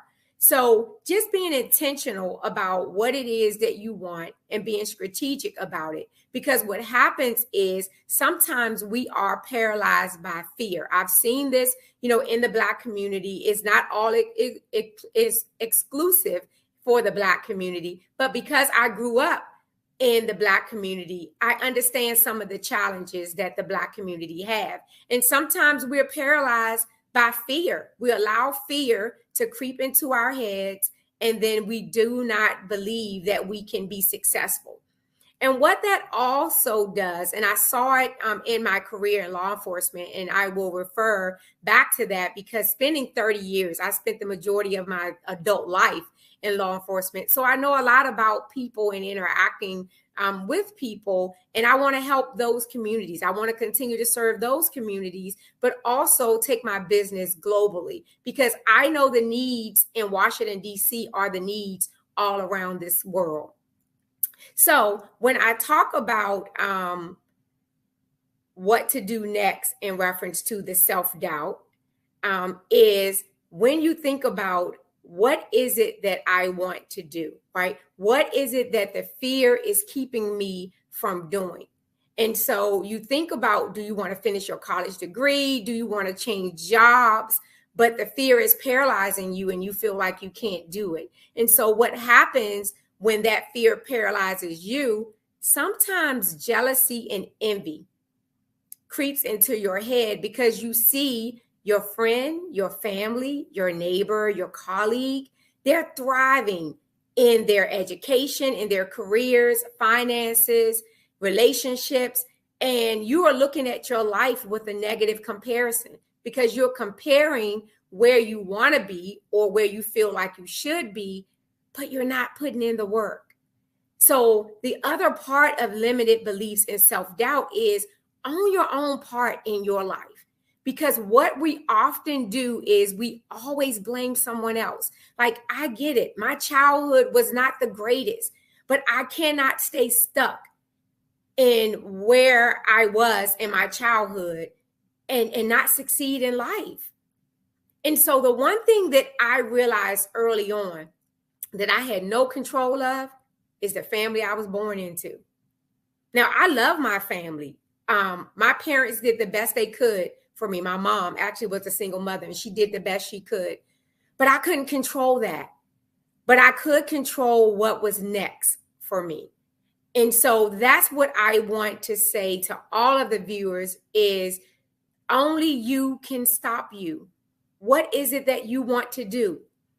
Visualization is key. You have to be able to see where you want to go or what you want to have. Write it down. Get a journal. Go back to the journal to be able to look at it and see where your progress is and what you need to do things differently. Do not be afraid to pivot. Pivoting is key when you're on the wrong track. And sometimes in life, and I know this has happened to me, I have come to the fork in the road where there was a fork on the left and the right, and you choose one path. And you get halfway down and you realize that that path is not working out for you. Don't be afraid to turn around and try a different path. And that's what happens. Some of us get into careers that we're not passionate about. It's not our purpose. We just go there to make money. We're unhappy every day.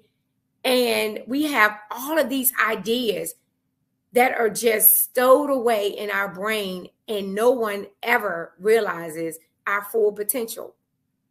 So I say to you to focus on that and be intentional about that. And I want to take you into my last project that I'm working on, because that ties into overcoming limited beliefs and self-doubt. And what Chief Chanel Dickerson did, I decided in February of 2023 to start an anthology, a book anthology. It's titled Uncuffed Voices, Her Story is My Story. And what that book entails is there's 19 women in law enforcement, including myself, where we have former and current women who once wore the uniform and the badge, join forces together to write a collection of stories to inspire, motivate, and empower others.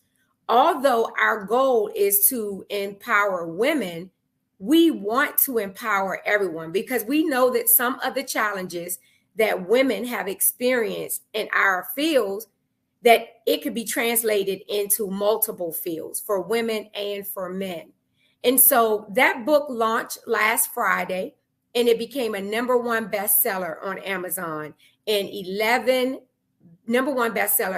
categories, and bestseller in 23 categories, and also #1 international bestseller. And that is huge for me because I saw with the 18 other ladies that some of them were trying to overcome limited beliefs and self-doubt.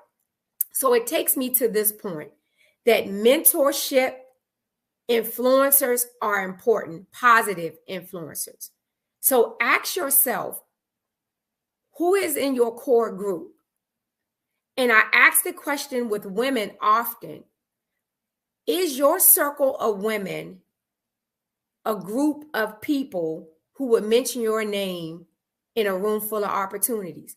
Will the women in your group mention your name in a room full of opportunities? If not, you need to find a new group. When self-doubt kicks in and you think that you can't do it, you need to have a mentor, someone who believes in you, to be able to tell you that you can do it. I keep using the word intentional because you have to be intentional and you have to plan in order to be successful. Because they always say that if you do not plan, you will fail. That is what happens. It's not that you should be worried about that you create a plan and your plan failed. It's that you never created anything and expect it to succeed. That is not how life goes. So I'll talk a little bit more about how I overcame self-doubt. Is I was intentional about where I wanted to go in my career before I started my own business. And I knew I wanted to become an executive at the police department in the nation's capital. So I did the research of what did it take to achieve that level in the nation's capital. And education. I had started and stopped with my education for many years. And I started the police department at 17 years old as a police cadet. So I passed on my scholarship to college, and I decided that I wanted to be a police officer and serve my community. So I did not go back to school. I worked the job and ascended the rank to sergeant. And one day I was passed over for a promotion. And I was wrongfully passed over for a promotion. And I decided at that moment that only I could control my destiny. And so what I decided to do is go back to school and finish my undergrad degree, because what I knew is they could not take away my education. And so those were one of the tools that I used to overcome my limited beliefs and self-doubt, because I have to admit, going into a room with other people with degrees, sometimes you feel like that you don't belong. Although you may have the experience on the job, but because you don't have the education, that you may feel like you don't belong there. And now I'm not saying that you don't belong there. Like, you belong in any room that you place yourself in. But that's that negative self-talk that got in my head that said, you're not good enough. You don't belong in the room. And I said I wanted to do something about that. So I went back to school and finished my undergrad degree so I can be prepared for the conversations that came at any table. Well, I felt I would be prepared for the conversations that came at any table. And so what happened after doing that, my career skyrocketed. And if anyone know anything about a rank structure, I was a detective sergeant in July of 2014. But by March of 2018, I was an assistant chief of police and headed a bureau of 1,100 men and women. So when I started to shift my mindset and worry about things that I could control, because I knew my why I decided to join law enforcement is because I truly wanted to serve my community and help people. And nothing that happened within the agency or outside of the agency could change my why. So I elevated throughout my career, and then I changed. You know how I say you can pivot? You pivot, right? You pivot. And I said, I would like to become a chief of police. Actually, I said that when I was 17 years old, that I would become the first female chief of police in Washington, D.C. And they appointed another female. I wasn't in the ranking at that time, wasn't even eligible to be in the ranking. And then I said, I'll be the first Black female chief of police in Washington, D.C. And so it's okay to pivot. And what I did with that, I looked at now, what is required for chief of police? Because if someone was not going to select me, it was going to be because they just did not want to select me, not because I wasn't qualified. So it was those tools that I used to prepare myself to say, I am going to make sure that I am good enough for any area or any room that I enter. So I went back to school and finished my master's degree in Homeland Security. So I did all of that with the preparation that I would become a police chief. And in June of last year, I decided that I would retire from the police department. I decided that it was more important for me to stand up for women's rights inside of the police department. Although I would be blacklisted and blackballed and the microaggressions and the gaslighting and all those things that takes place when you stand up and go against the grain, right? And so what I look at today, that I have absolutely no regrets, but that came from years of preparation, preparing my mind, not being overly concerned about what other people thought about me. Because if I do not seek your advice, I am not going to take your criticism. I'm just not. And what you have to focus on is someone is always going to not like something that you do or you say, but you have to focus on your heart. Where do you want to see yourself in the next 6, 3 years, 5 years? Do you want to see yourself as being someone who followed your own heart, and decided to pursue your purpose? Or do you want to be someone who decided to either not fulfill your dreams because you're worried about what other people may say or think about you? Or are you going to try to follow their dreams? Because that happens. We see other people doing things and it may seem easy to us, and we defer our dreams or our purpose and we try to go their way. And then we run into all of these roadblocks. It just may be because you're on the wrong path. And sometimes it's okay. And I said that before about the two forks in the road. It's okay to not know. It's okay to say, I made a wrong decision. It's not the end of the world. I often say to groups that I speak to is leave the meat, eat the meat and leave the bone.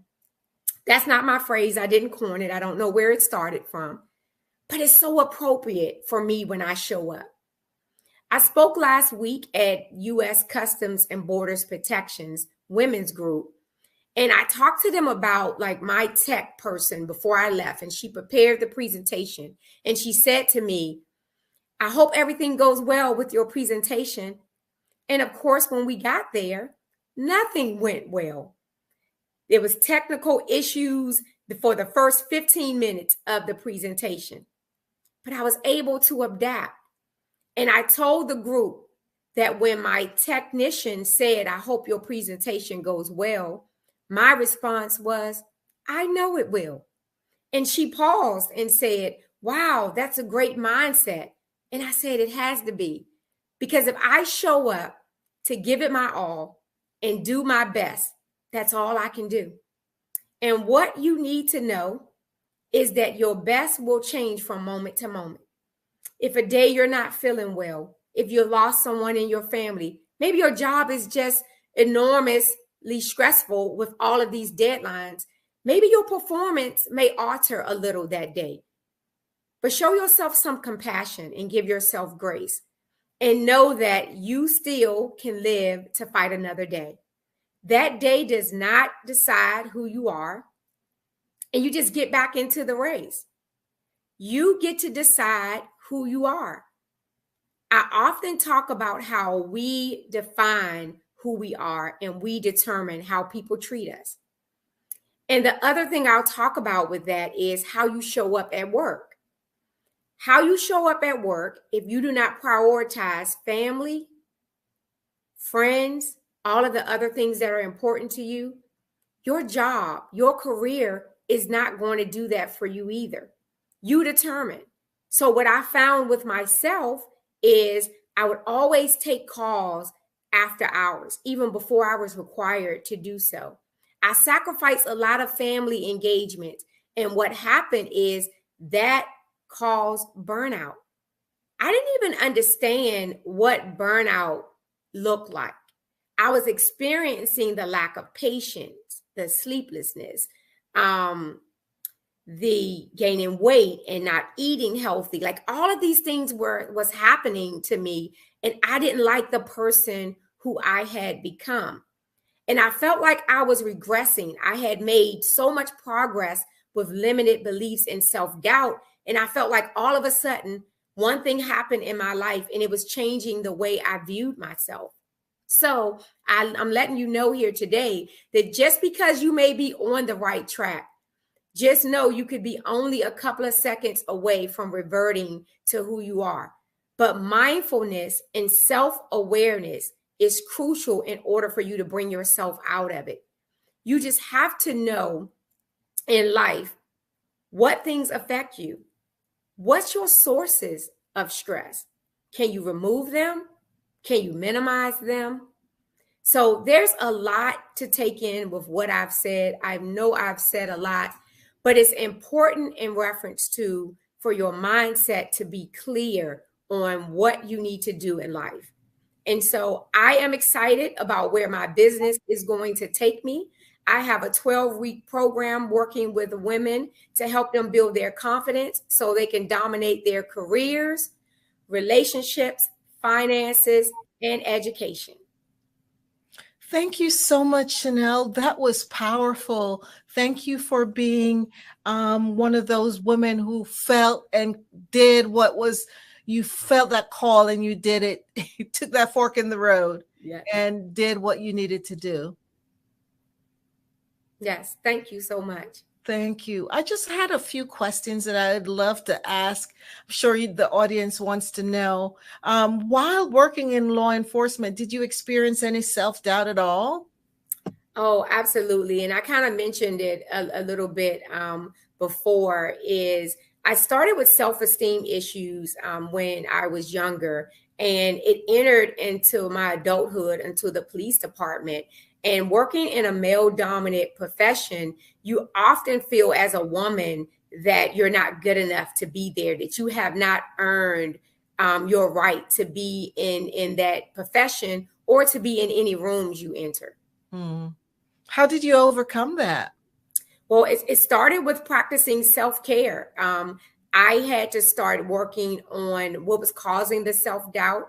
I had to look at like my childhood trauma and focus on healing from my childhood trauma, because that was a source of my self-doubt. I didn't realize that it was, but once I started going to therapy and working with a natural path and eating healthier and exercising, I realized the source, because oftentimes we miss the root cause.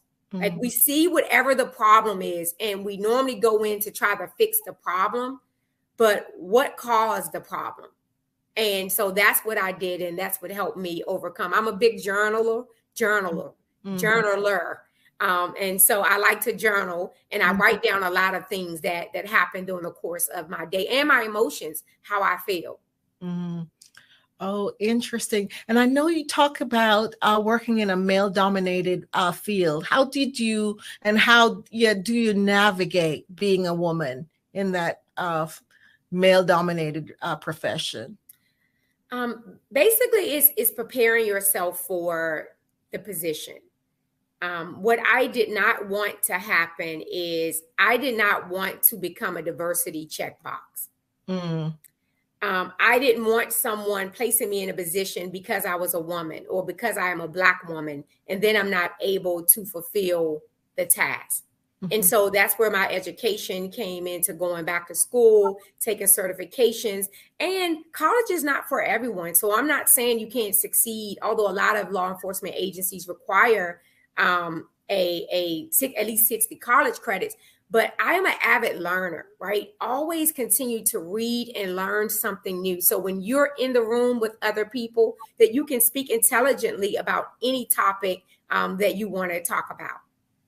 Wow. So how do you invest in yourself and practice self-care? Meditation, my faith in God, that's important to me, is prayer and meditation. And I respect that everyone that I work with may not share the same beliefs that I do. So in my program, I focus on the meditation and taking time out for yourself every day, and the 15 minutes of exercise. I tell everyone to start with 15 minutes, because we all have 15 minutes that we can walk for 15 minutes. We can do some form of exercise for 15 minutes. And once you start doing that, the consistency kick in, the discipline kicks in, or because you won't always be motivated. But if you start with the 15 minutes and become consistent, at least you'll be disciplined. So that's what I do. The exercise part is very important for me, because exercise is important for my mental health. And what I learned, not only in law enforcement, but just navigating through being a new business owner, of trying to figure out, like, who did I want to serve in my business? Because there have been plenty of job opportunities for me to go and work for someone else. But I decided to stay along this path and do this career. Wow, powerful. Yes, consistently. There's a quote that says consistency compounds. So yes, when you're doing something consistently, it compounds and gets, definitely gets you to developing great habits, for sure. So where do you see your business going in the next year? Globally.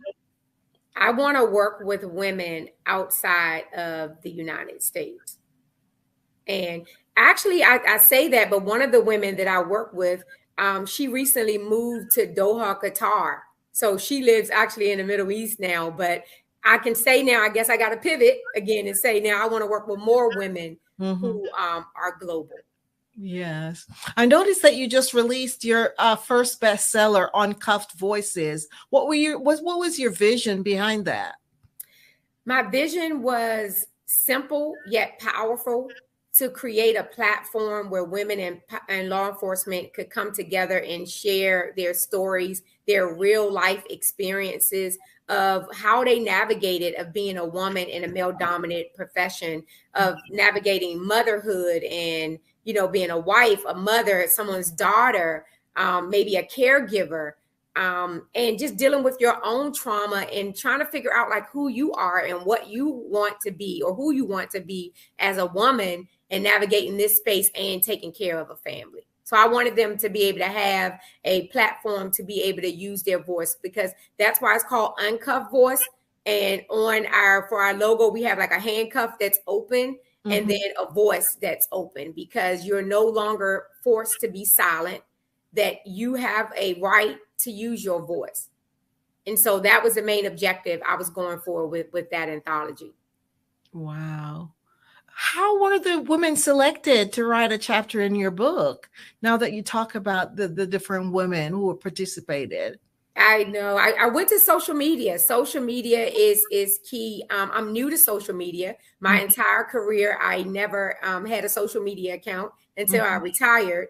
But I put out promotions out on social media seeking any woman in law enforcement who have ever been in law enforcement. You don't have to currently be in law enforcement, who wanted to share a story. So that's how they were selected.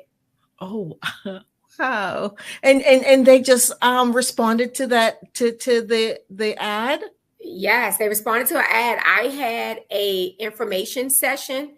So anyone who was interested could join the session, and I explained to them what the book was going to be about and what my vision was for the book. And I got 18 women, like right off the break. 18 women signed up. Wow. That's so interesting. Really cool. So what's next for Uncuffed Voices?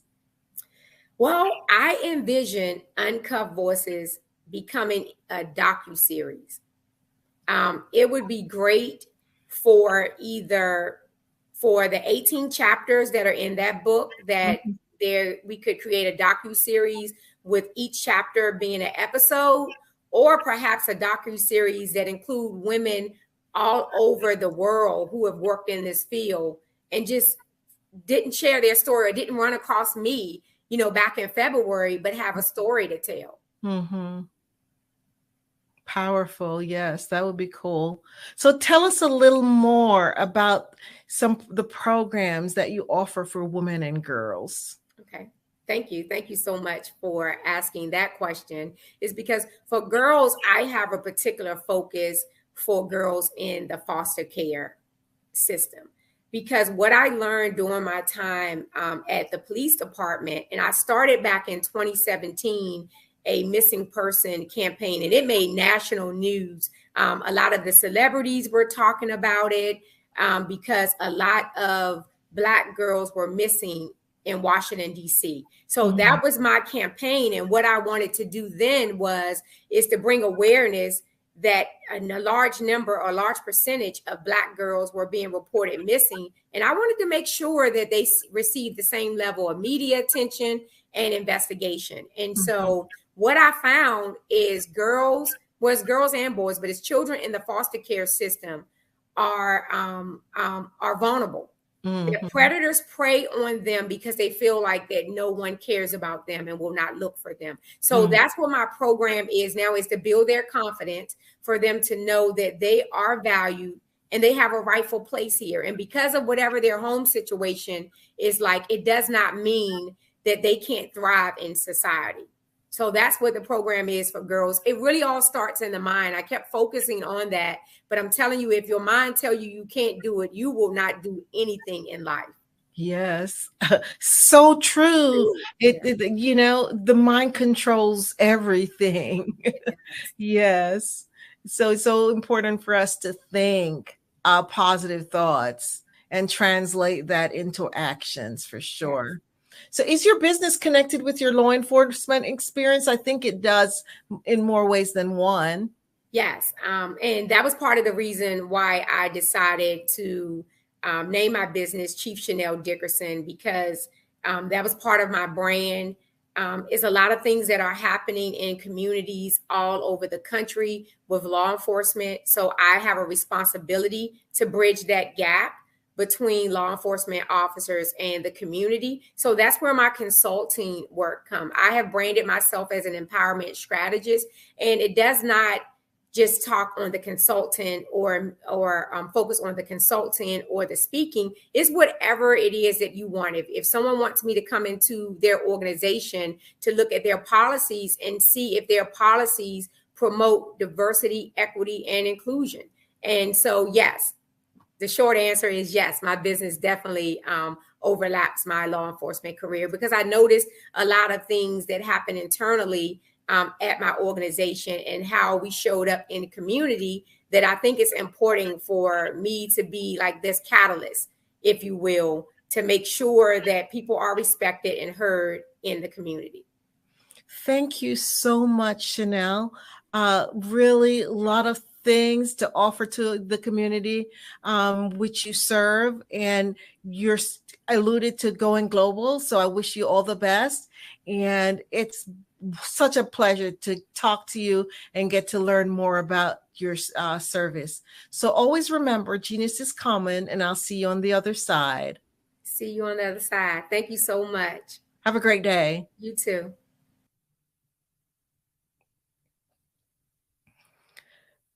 The Black Business Expo's mission is to raise funds for high school seniors going to college or K through 12.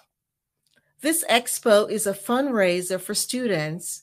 You may go to the www.blackbusinessexpousa.com to donate to the scholarship fund, or use the Cash App $BBX USA. Our goal is to give laptops and up to $5,000 to 10 students. Students can register online at www.blackbusinessexpousa.com. Every dollar counts. So we want to remind you to donate to the scholarship fund. We want to thank our Black Business Expo USA sponsors for this month, August 2023. North Carolina 100, Moody Capital Partners, Suede Soul, Lotus Ritchie, Coaching and Training, Carolina, Virginia Minority Supplier Development Council, Step Management, BHS and Associates, Margie McLean Foundation, Genius is Common, Earth Essentials, Malane Shani Global, Executive Women Success Institute, the Quality Coaching Company, Superwoman Business, Creative Force Studio, Lee Entertainment, Artistic App Design, and the Black Business Expo USA. Genius is Common, and I'll see you on the other side.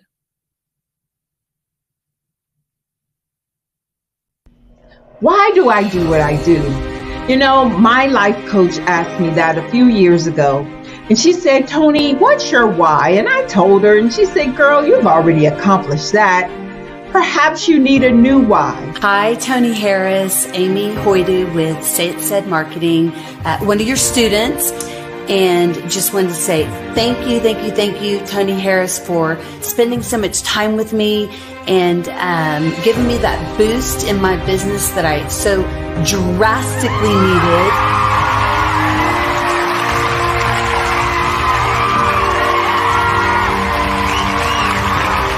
My why is to touch, move, and inspire my clients to take drastic steps to be better than they were before they met me. I'm a resource. I'm a connector. I want to help people build deeper relationships that are beneficial to their life and business. That's what I do best. So, first thing you got to do is show up. And speaking is a way to magnetically attract your ideal client to you. How many of you use social media that way? Absolutely. And this is how you look to the world. Drastic steps are the steps that are needed to be successful. And my business is drastic denotes a mindset. Getting out of your comfort zone. Doing something that you don't necessarily feel comfortable doing, want to do, but you know it's a necessary step to be successful in your business. I get the most satisfaction when I see my connections flourishing into relationships long after I am gone.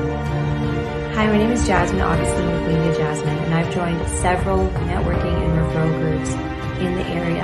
And Network in Action Northeast Houston with Tony Harris Taylor is one of the best organizations that I've joined. I love that piece of what I do, and it is what fuels my fire.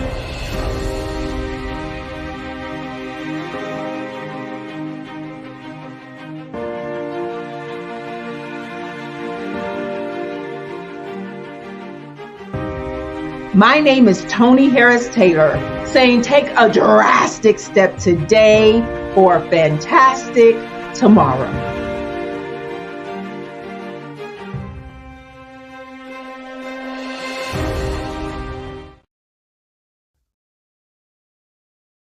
Follow the Brand TV broadcast host, Grant McGaugh, as he visits with top executives and entrepreneurs to find out their secrets of success with their personal brand. Follow the Brand TV broadcast host as he focuses on brand development to build better relationships, bring value to your business, relationships, and career. You will enjoy listening to each episode that is tailored to speak to you directly. If you're looking for this type of clarity in terms of building your brand, you have tuned into the right station. Each episode will help you to shape a conversation in the 5-star BDM network of 20,000 professionals and become a springboard for your corporate engagement and business opportunities. Each guest will frame their story in the areas of personal branding, business development, career development, financial empowerment, and technology innovation. Grant McGaugh explains why he is the CEO and owner of his own professional career. Grant is an accomplished business leader and entrepreneur who wants to give back to individuals to grow their personal brand strategy. Tune in as he weaves his story about new possibilities, while to you exceed expectations. If you love storytelling, this show will make for fun.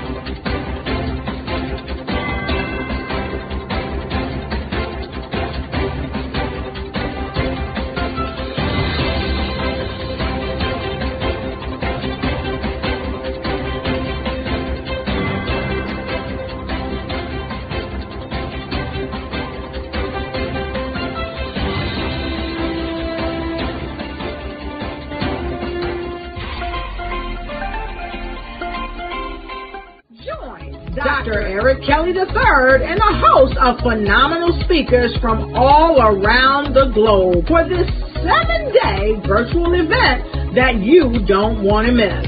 The mission of the Black Business Expo is to raise scholarship money from kids all the way from high school, all the way from college. The Black Business Olympics is one of the largest Black business showcases in the world. It is an opportunity for businesses and companies to showcase their businesses globally. We are going to be giving away laptops up to $5,000 away to students. Again, I'm Olivia Appleberry, the founder of 2 Cents Finance and one of the speakers for the expo. I am so excited to see you there. For more info, go to www.blackbusinessexpousa.com or call 919-308-9090 and hope to see you there. I am Black Business. From the moment I wake until the time I sleep. Yes, I am Black Business.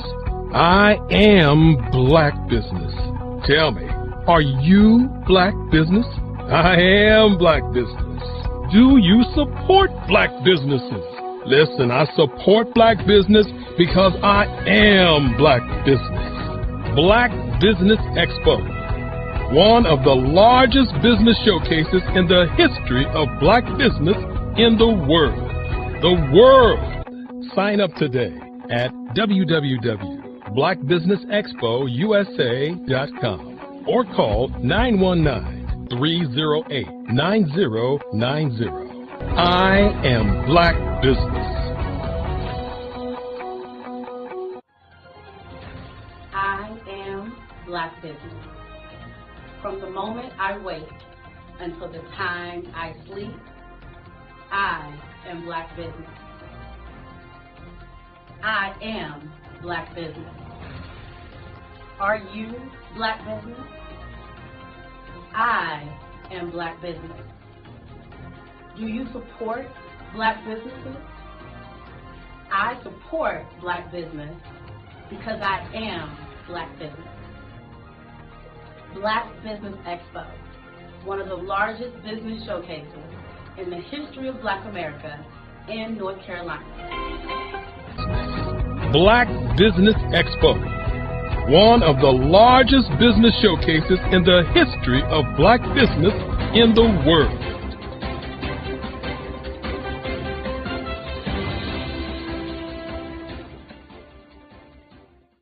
Over the past few years, we've seen the growth of existing and new initiatives focused on financial inclusion, building global networks, and reducing the wealth gap in response to the idea there's not enough seats at the table.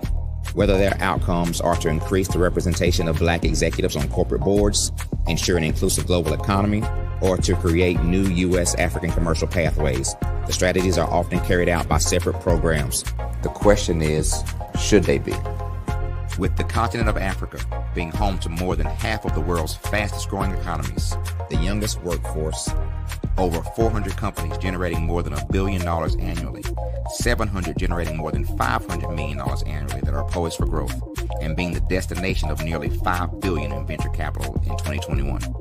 Diversifying U.S. and Africa commercial engagement by building bridges between African businesses and their U.S. diaspora should begin being seen as mutually beneficial. From helping to reduce Africa's enormous capital gap to catalyzing two-way trade opportunities, the COVID-19 global pandemic hopefully has taught us that global challenges and opportunities are more interconnected than we thought. During the pandemic, African companies like Unicorn Flutterwave, insurance provider Reliance Health, ride-hailing app Yasir, and 54Gene, the continent's first bank of DNA on people of African descent, proved that when African companies have access to networks, capital, and information, they grow big, grow fast, and create solutions that are valuable to the world. This is why Be Direct was created. We are the first U.S.-based but African-centric board preparedness and board search company designed to connect U.S. Black talent and corporations to African businesses. Unique and fundamental to Be Direct's success is our process of helping board candidates adapt their experience and networks to an African context before they're connected to high-growth companies that are looking to locally and globally scale.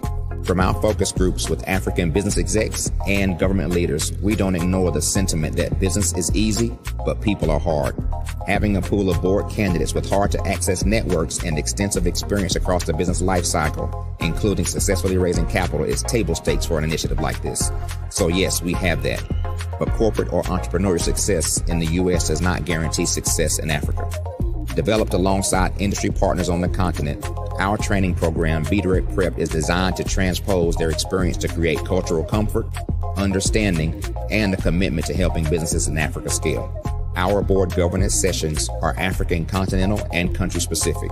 integrated with cultural awareness and dexterity training. Masterclasses led by African industry execs and mentoring and coaching from African continental-based facilitators. But even more unique to Be Direct Prep, we cap off our training program with an immersion trip to help candidates that have not been to Africa before see and feel Africa's complexity and opportunity from African soil. We all know traditional network-based board placement has historically left a lot of us out of ever really being in the paid board pipeline. Our strategy supports the work of many great organizations that are successfully filling seats at U.S. board tables by creating more tables for those that are still left on the sideline. It's time to start seeing the role and value of U.S. Black talent and businesses on the continent of Africa differently. Old perceptions and habits limit economic inclusion. Let's transition Black talent and the African businesses they will support from the periphery of the global economy to its core. Living in a global lockdown, we all know now how fast local and global economies can change and see the value of having businesses that hire, strengthen local value chains, and even grow globally. Status quo in any form holds back progress. We must democratize U.S.-Africa commercial engagement by socially and economically connecting cultures that have long been disconnected. It's time for Africa's U.S. diaspora to redefine their global value by helping African businesses scale continentally and globally.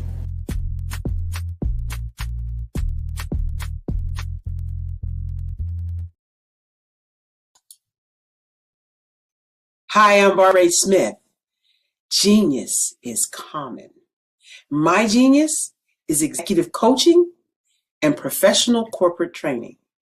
As the master executive coach and corporate training ambassador for the Genius is Common movement, I help business owners craft their stories in such a way that you know exactly what they do, what they have, and what they bring to the table.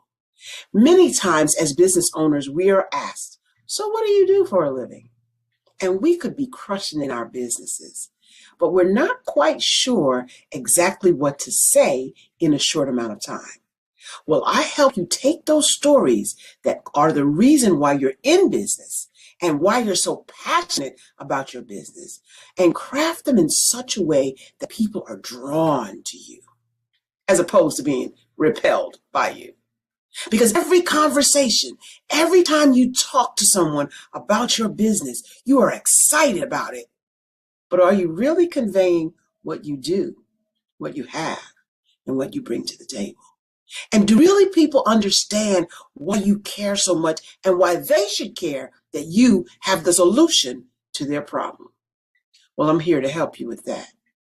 As a master storyteller, I can help you with your stories and spin them in such a way that they are intriguing and fascinating. People want to listen to you talk about your business. That's why at the Genius is Common movement, I am the master executive coach and professional training ambassador. That's my genius. And genius? Oh yeah, it's common.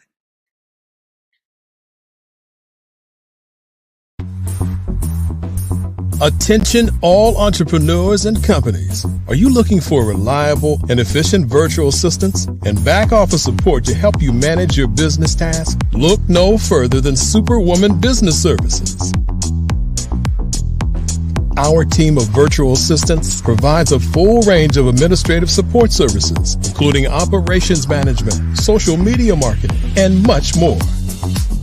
We also offer website design services to help you create a professional online presence that reflects your unique brand. In addition to administrative support and website design, we offer business development and structuring services to help you grow your business and achieve your goals.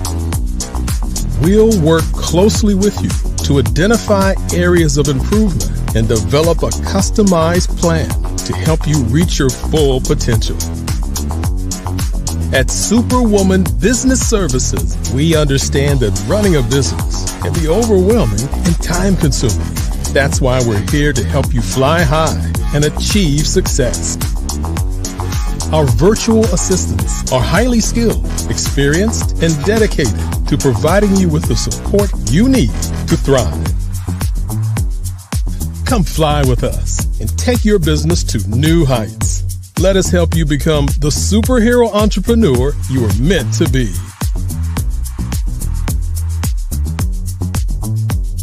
Contact Superwoman Business Services today to learn more about our back office support services. Come fly with us and take your business to new heights.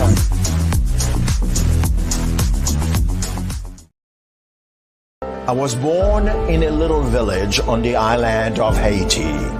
Many deadly diseases pounded me.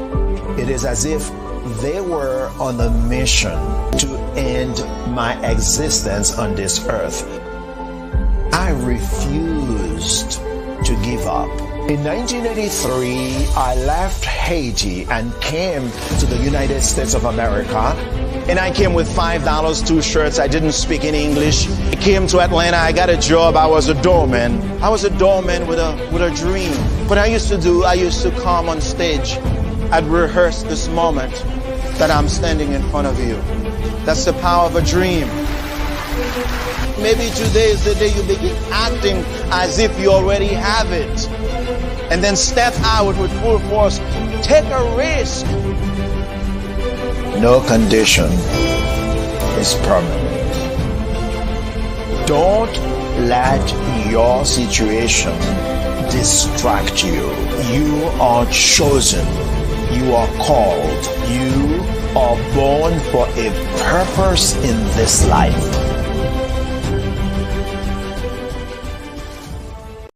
Hey, it's your girl Colette V. Smith. The V is for victory. My mama would tell you the V is for Veronica, but it's Colette V. Smith, the NFL's first African-American woman to coach in the history of the National Football League, by way of being the first female in 2017 to coach in New York Jets franchise history. Today, I'm the founder of Believe in You Incorporated. Believe in You Incorporated. I got here because I didn't limit myself. I started thinking freely, living life freely. Don't limit yourself. Unleash your power, the power that God created you to be and to have.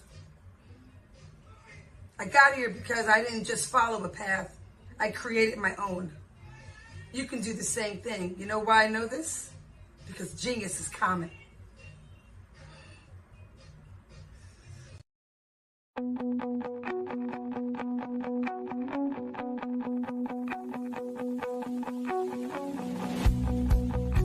I am Black Business. From the moment I wake until the time I sleep. Yes, I am Black Business.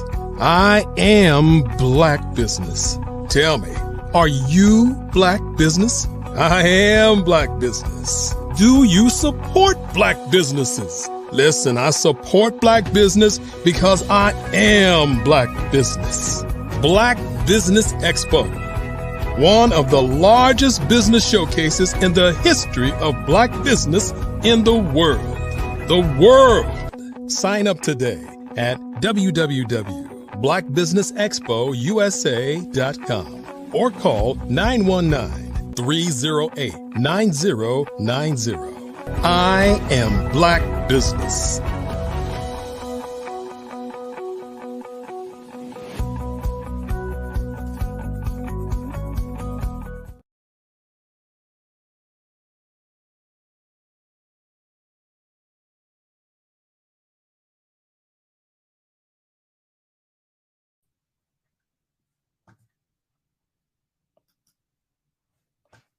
Good afternoon, business owners, entrepreneurs, thought leaders, and corporations. Welcome to the Black Business Network. My name is Angela Baptiste, and I'm your business moderator for this afternoon on the Black Business Network.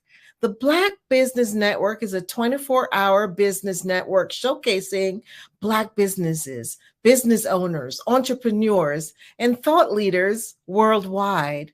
We have speakers from North Carolina, London, Singapore, Africa, Japan, and cities all over the United States. The Black Business Network is a global community sharing its business knowledge to empower, inspire, and educate businesses about business. Today, we have a fireside chat talking about collaboration over competition in the Black community. And I'll be talking with Dr. Tabitha. I'm having trouble saying her name. Tabitha Russell. I'm thinking that's right pronunciation. So I look forward to talking with Dr. Tabitha Russell.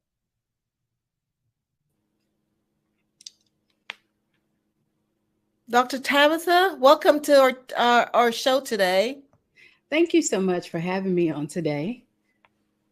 It's such a pleasure. It's and I look forward to talking with you. So tell me a little bit about what you do. Okay. My name again is Dr. Tabitha Russell. I am the CEO and founder of Inside Inspired Women, which is the home of Breakthrough Millionaires. So I help women determine what it is that they want to do through their purpose, as well as I help them to expand on one idea, excuse me, and take it and make multiple streams of income out of it. Wow, I see you're losing your voice. Are you okay? Yes, ma'am, I'm fine. Thank you. Okay. Okay, so what led you to get involved in that type of business?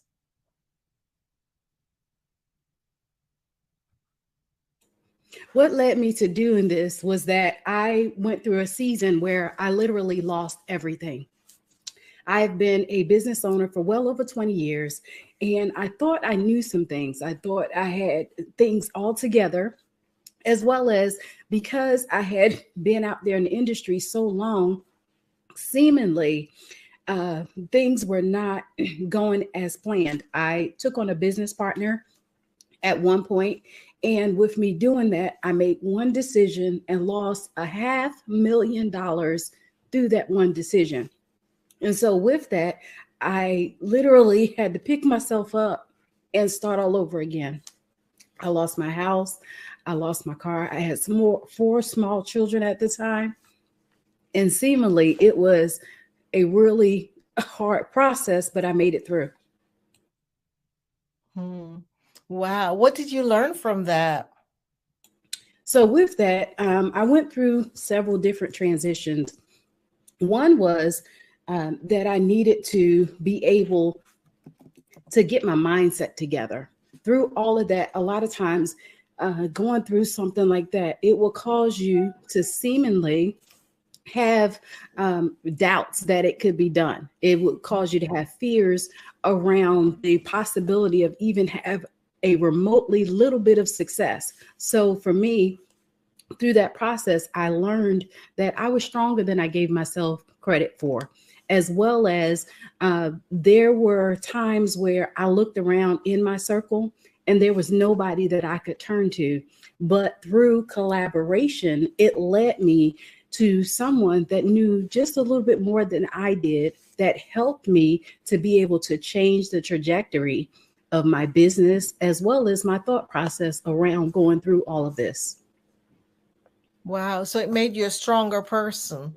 Oh, absolutely. And that's where I got the concept of collaboration over competition, because one of the things that I realized is that in competition, or in collaboration rather, we have the opportunity to change the landscape, change the face of our thoughts. We have the opportunity to now link with somebody that could help us to accelerate our process. And let's face it, history tells us that a lot of times we don't see a lot of this going on for whatever reason. Because of the way that things have gone in the past, people are very leery of trying to hook up with someone else in order for them to be able to learn things necessary that they need in order to take them forward. However, because I was hungry, because I still believed in the whole thought around being a successful entrepreneur. I wanted to still hang in there and give it a shot. So one of the things that I did was listen to the instructions that I was being provided at the time.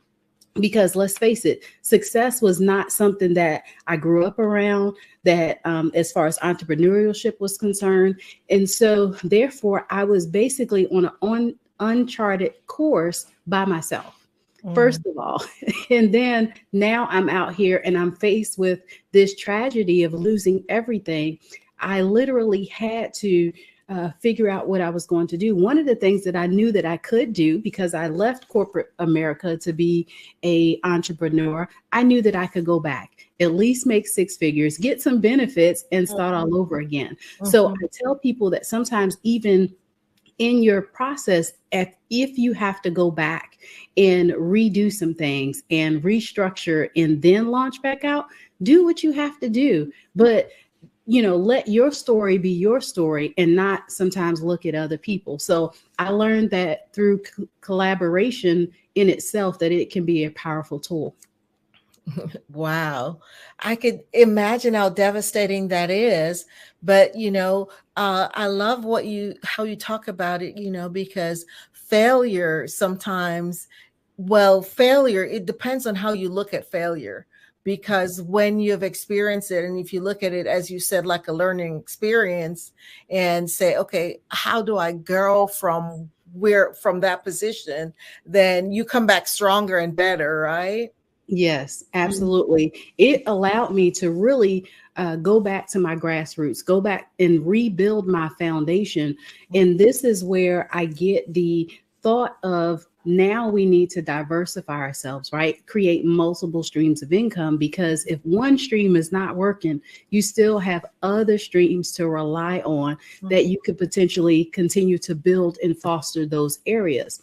I did not know that initially when I got into business and being an entrepreneur. I thought the main thing was the main thing, and that was all I was focused on. And I put all of my time, my energy, my resources, all of that into it. And what I found is that that was probably not the smartest thing to do.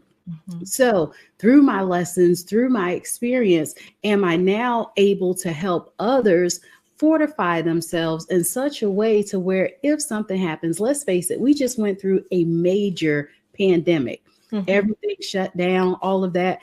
And I don't think that I would have ever thought that the world would stop for a period of time in my lifetime, right? In my lifetime.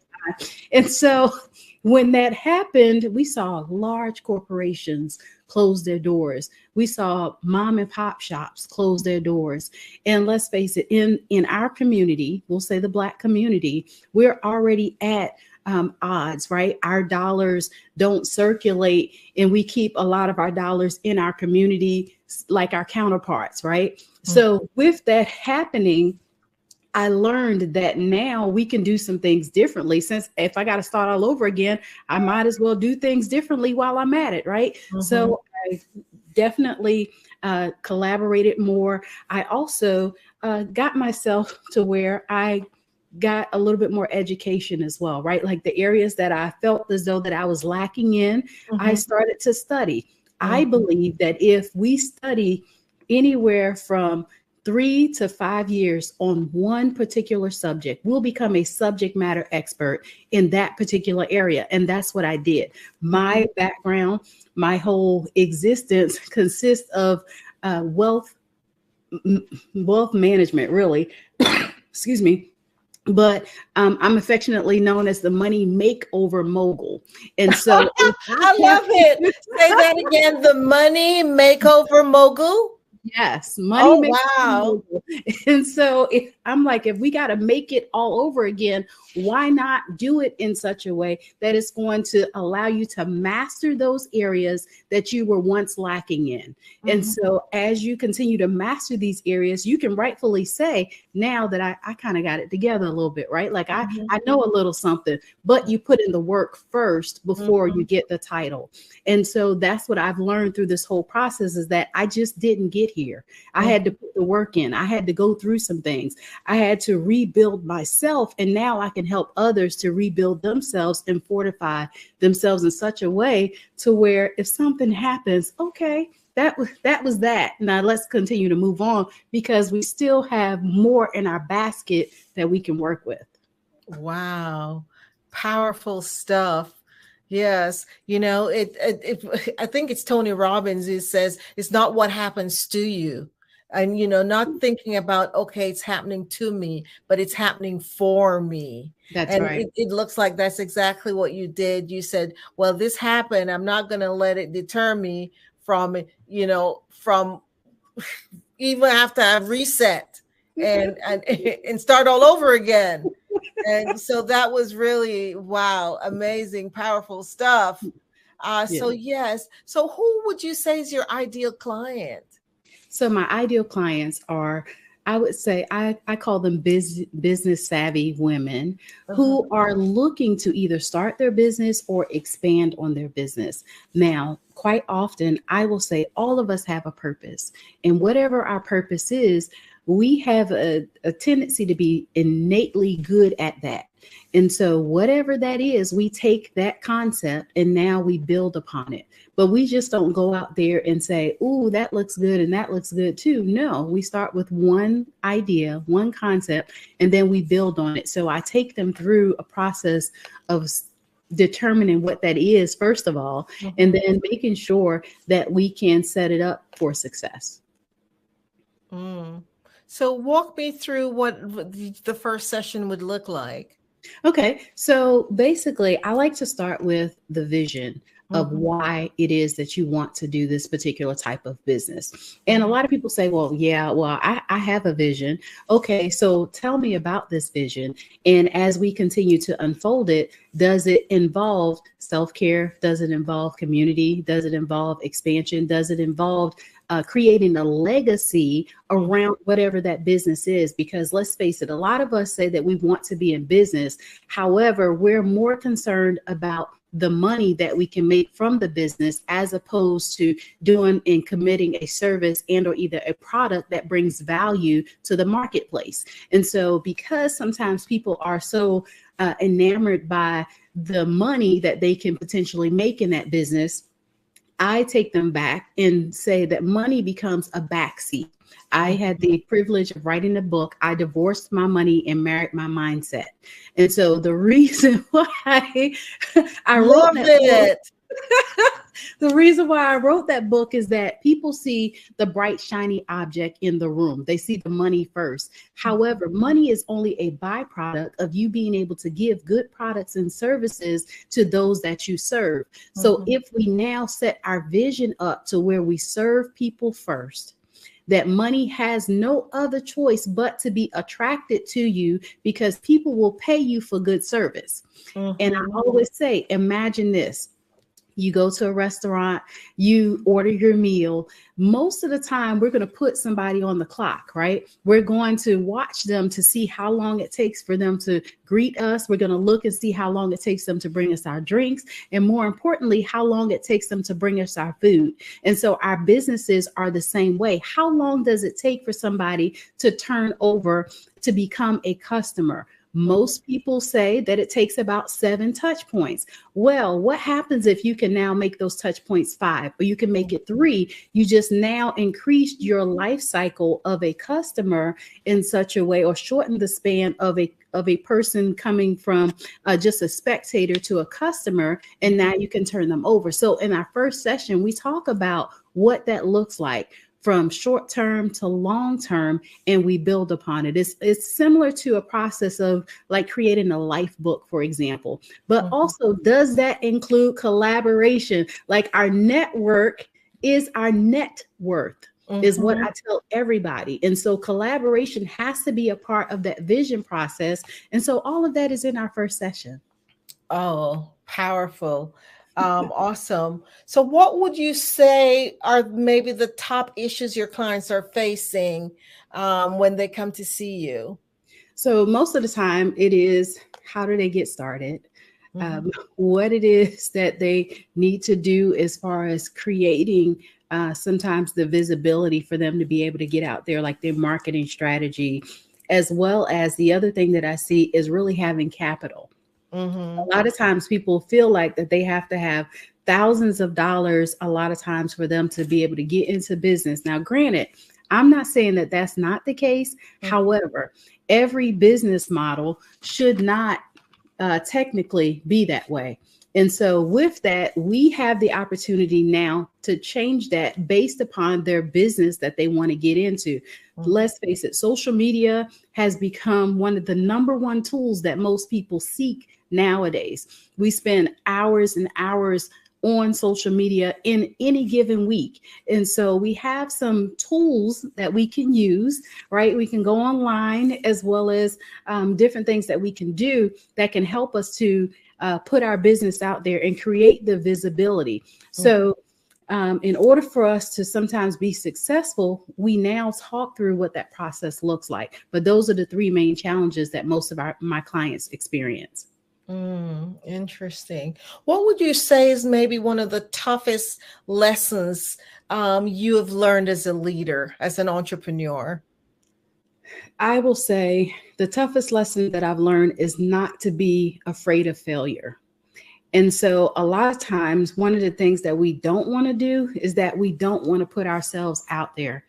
And I've learned through this whole process that if people cannot see you, if people cannot know, like, and trust you, they will not do business with you because they don't know you have a business. Mm-hmm. And so having a level of transparency, having a level of where you don't mind taking people on the journey with you has really been one of those things that I've embraced. And so I have literally fallen flat on my face, sometimes more times than I would care to count. However, it has allowed me to become stronger and be at the place where I can successfully and confidently say that I own multiple successful businesses. I couldn't say that at one point. I could say that I'm about to show up on this job and clock in at 9 o'clock and be there until they tell me that I can leave and like it. I remember those days, but now that I have the opportunity to help to impart wisdom into others, it gives me the greatest joy. And that is what helped me, though, to be able to overcome some of the challenges that I've had. Yes, just that ability to be resilient. And even though you go through hard times, you look at the failure as, okay, what did I learn from it? And grow from that, and being intentional. Those are some of the things I just heard you talk about, which is so important for us as entrepreneurs. You know, yes, we will fall, but that's not what's going to get us. We just have to pick ourselves up, brush ourselves off, and taking that first step on towards the journey, right? That's right. Because I'm sure you have a goal that you're heading towards, and so you're focused on getting there. Awesome. So who inspires you? So I will say that my mother inspires me. It wasn't really until I gotten older that I learned how much she really enforced the way that I think. I would say that when I was younger, I didn't realize that we were less fortunate and we were without. When I was growing up, I had the opportunity to go to some very nice high schools, I will say. I had the opportunity to go to college, even though we were poor, even though we were without. But my mom worked so hard to provide for us to where it wasn't until I got older that I really start to appreciate that.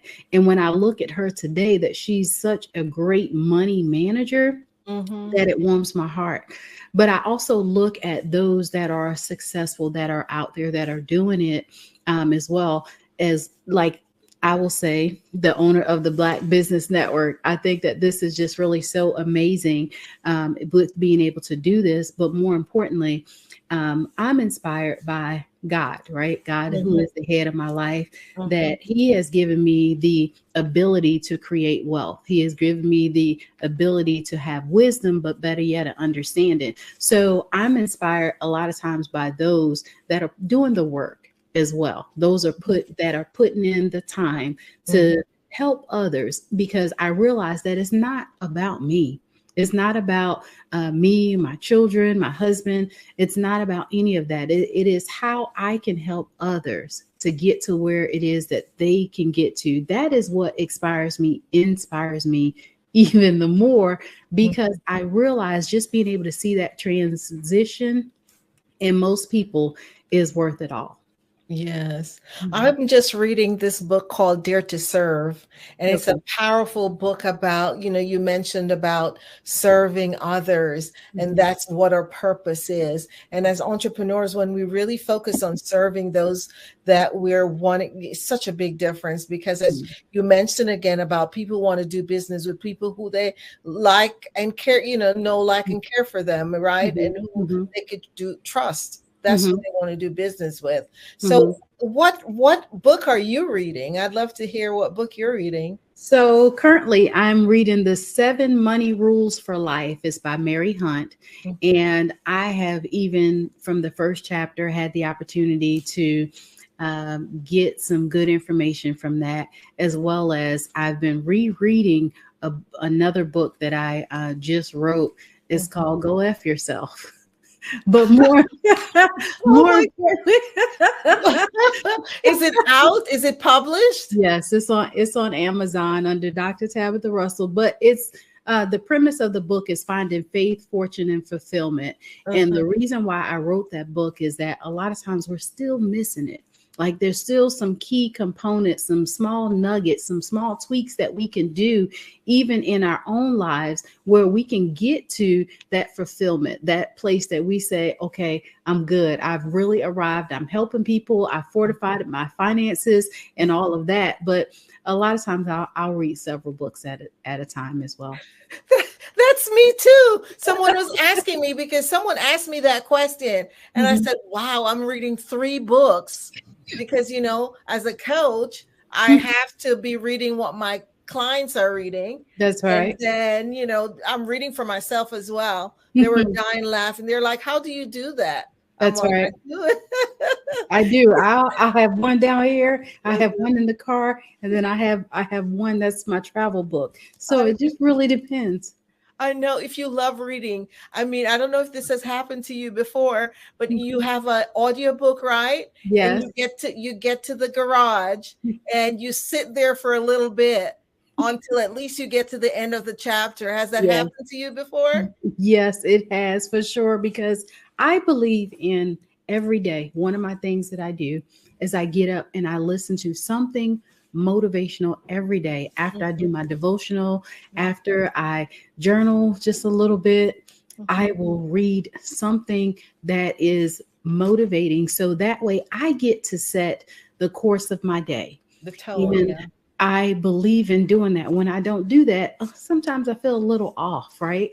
But yeah, I'll listen to sometimes a couple of different audiobooks as well. Yes, I'm right there with you, because I'm telling you, I just love reading myself, and even listening to audiobooks for sure. I even have an app where, even when I'm going to bed, I turn it on. So that just relaxes me and keeps me, as you say, in that kind of mode to set your tone for your night, your day. That's right. So yes. That's so what right. gives your life meaning? What gives you your life meaning?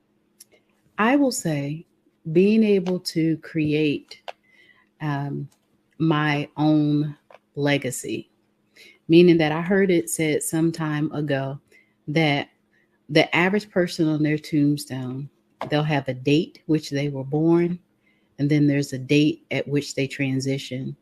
And that time in between is all the time that we have that we can make a difference. That dash, huh? Yes, that dash is everything. And so I get the opportunity to give meaning to what that dash means. I'm almost getting a little choked up here. Just the opportunity though to write my own legacy. To create an opportunity that my children will be proud, my grandchildren will be proud, saying, that was Gigi, that was mom, that she did something that made a difference in the world. First, I became a lifelong learner. I have 3 doctorate degrees. And so I kind of like learning just a little bit, but more importantly, more importantly, I believe though that we should be constantly learning. Constantly learning. Yes, and because growth doesn't happen by chance. It does not at all. And so if we want to say that we give that dash meaning, we've got to do something that makes it notable, make it credible.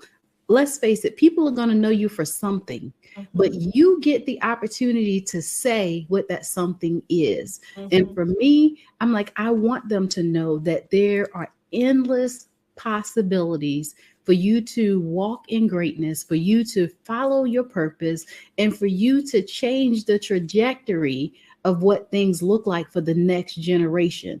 I realized recently that in order for us to really change one habit, it almost has to cycle through 1 to 2 generations in order for it to take a hold. So in order for that to, because I'm a financial coach, right? So for me, for the behaviors that I see that comes along with the limitations sometimes with people in their relationship to money, is that we've got to start it now. Like it starts with us. And when we're raising our children, we can impart that into them. But unless it really takes hold, will it even reach their children?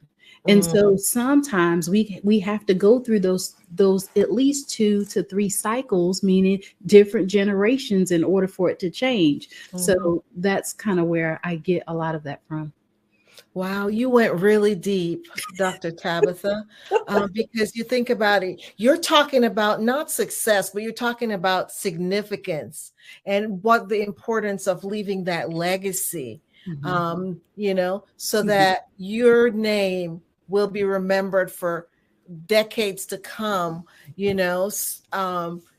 that's just so wow. That's goosebump moment, when you talk about that stuff, because it's so important what we do with our life each and every day. Just being, I say that word again, intentional with our lives, and creating that life of significance. That's right. Believe it or not, being intentional has been the word for me this year. I am getting ready to embark on a summit that I'm doing. Matter of fact, this weekend, August 26th, it's called Powerful on Purpose. And when the Lord gave me the vision to do that, he said, first of all, build a table and they will come. He also said to be intentional about everything that you do. And the summit in itself is twofold. A lot of times we'll do a summit and it's empowerment, it's inspiration, or come out and hear another word.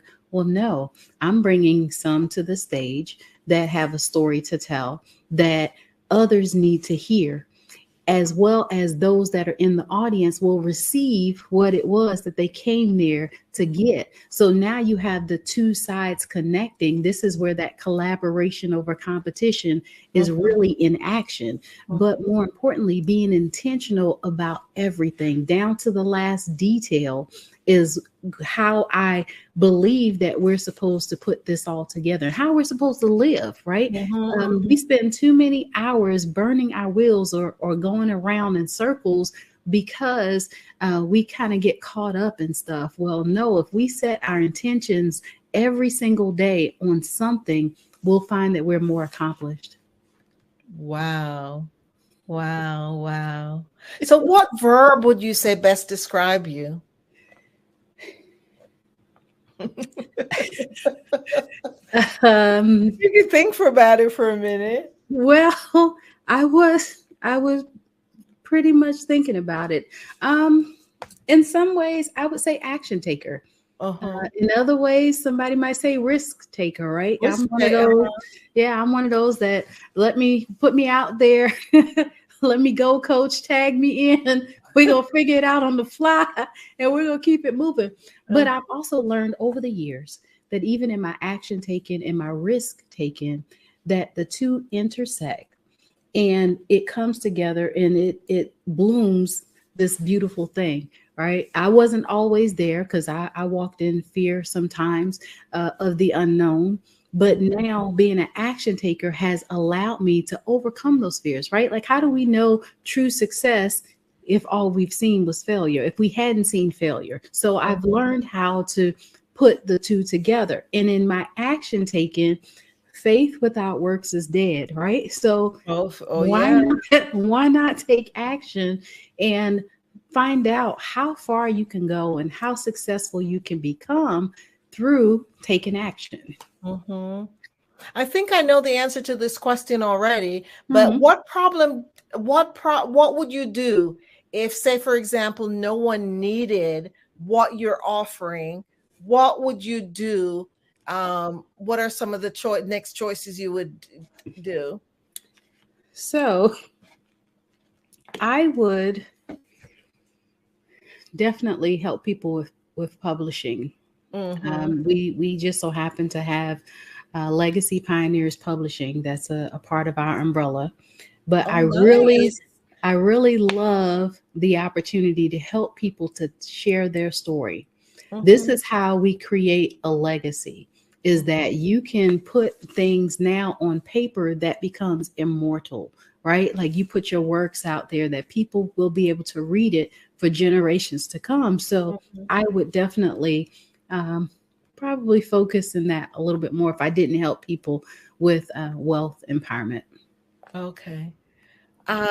I think that's needed anyway, so I don't think you'll have to even think about that option, but just wanted to see what other, and I'm interested in the publishing. So tell us, the audience, more about the publishing aspect of your business. Yes. So Legacy Pioneers is the publishing side of the house. When I got out and started writing books, there was a lot that I discovered within myself, that there's a process to being able to write a book, but it's not as hard as what people think that it is. So as we are writing or helping them to craft their story, we help them with every aspect of it. We just don't say, go write this stuff, put it down on paper, and then we'll meet. No, we meet with you from the beginning. We try to find out what it is that your vision is, what the name of it is. We help with doing your cover. We help with editing. We help with getting it published and online. So throughout the whole process, we help them to be able to bring their story to life. So we just don't put you out there, say, fill in the blanks and then let's go. No, we even help with some ghostwriting if necessary. So from start to finish, we're involved in the process, and we meet with all of the clients probably anywhere from 4 to 6 times, depending upon where they are in the process. Okay. So why do you believe it is important for individuals who are struggling possibly, or, having issues, especially in your field, wealth management? Why do you believe they need to have a coach? So I tell everybody that you are the best version of yourself today by yourself without any help. So now if you collaborate and you get a coach, because coaching is collaboration, whether we want to take it on or not, it is. That is somebody that can walk alongside with you and now bring your vision to life. I believe that it is hugely important, because when you link up with somebody that knows a little bit more than you, let's say, for example, your process takes you 5 years to become successful. Well, working with a coach could potentially cut down and make you more successful, let's say in 3 years or a year for that matter. It really does take the learning curve out of it and allows you to be able to cut out some of the fluffs, cut out some of the learning curve that comes along with creating wealth, or we'll say entrepreneurship as well. Yes. So tell us, what do you have in the works? I have a lot going on. I am getting ready to have my own show on the Bold Brave TV network here really soon in the next, I would say 30 to 60 days. Where's that? It's going to be on the Bold and Brave TV network. I will have my own show that I'll be doing. That's next. Also, I am starting a new coaching cycle for Next Level CEO that will start September the 11th, where I will work with entrepreneurs from around the country that already either are starting their platform or they're putting together their platform, and for us to be able to challenge them to now get out there in front of individuals. So those are two of my main projects that I do have going on right now. Oh, wow. Lots in the works. So tell us how we could get in contact with you. And so just go ahead and share your contact information with us. It has been such a wonderful pleasure to talk and get to learn more about your business. Thank you so much as well for being here on today. You can reach me at drtabitharussell.com, as well as on Facebook and Instagram. You can reach me at I am Dr. Tabitha, and on LinkedIn, you can reach me at Dr. Tabitha Russell. Okay, awesome. Thank you so much. Have a good rest of your evening. Genius is coming. Thank I'll you. see you on the other side. Thank you so much.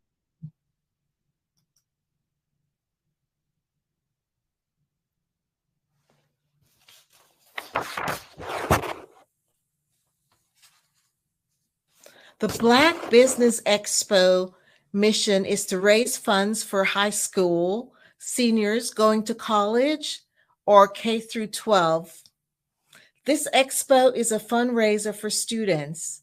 You may go to www.blackbusinessexpo.usa.com to donate to the scholarship fund, or use the Cash App $BBXUSA.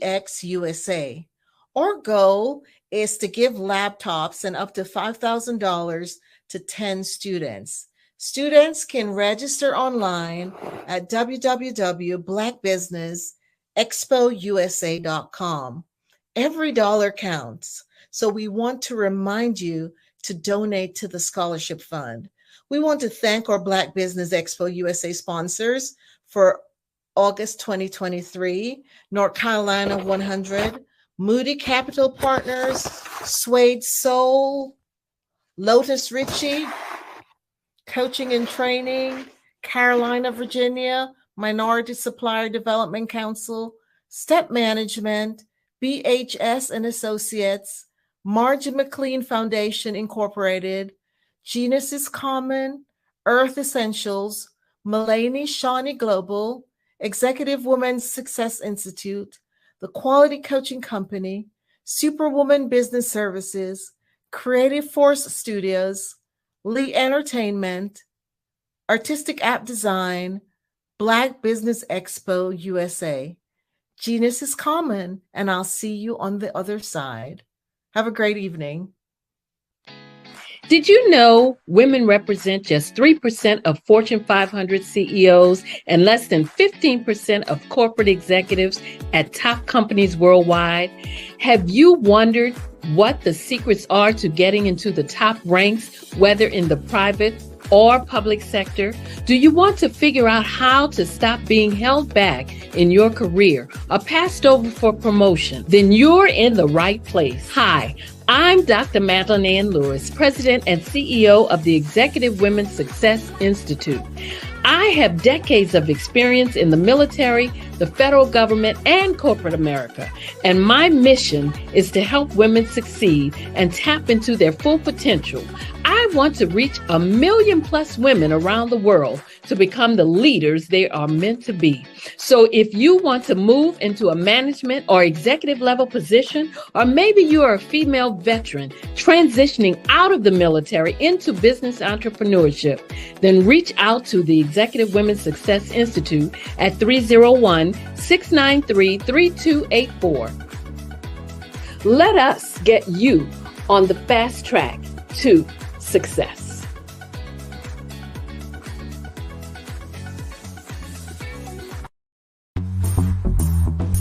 Attention all entrepreneurs and companies. Are you looking for reliable and efficient virtual assistants and back office support to help you manage your business tasks? Look no further than Superwoman Business Services.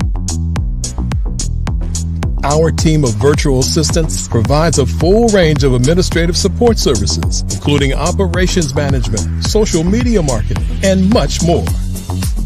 We also offer website design services to help you create a professional online presence that reflects your unique brand. In addition to administrative support and website design, we offer business development and structuring services to help you grow your business and achieve your goals. We'll work closely with you to identify areas of improvement and develop a customized plan to help you reach your full potential. At Superwoman Business Services, we understand that running a business can be overwhelming and time-consuming. That's why we're here to help you fly high and achieve success. Our virtual assistants are highly skilled, experienced, and dedicated to providing you with the support you need to thrive. Come fly with us and take your business to new heights. Let us help you become the superhero entrepreneur you are meant to be.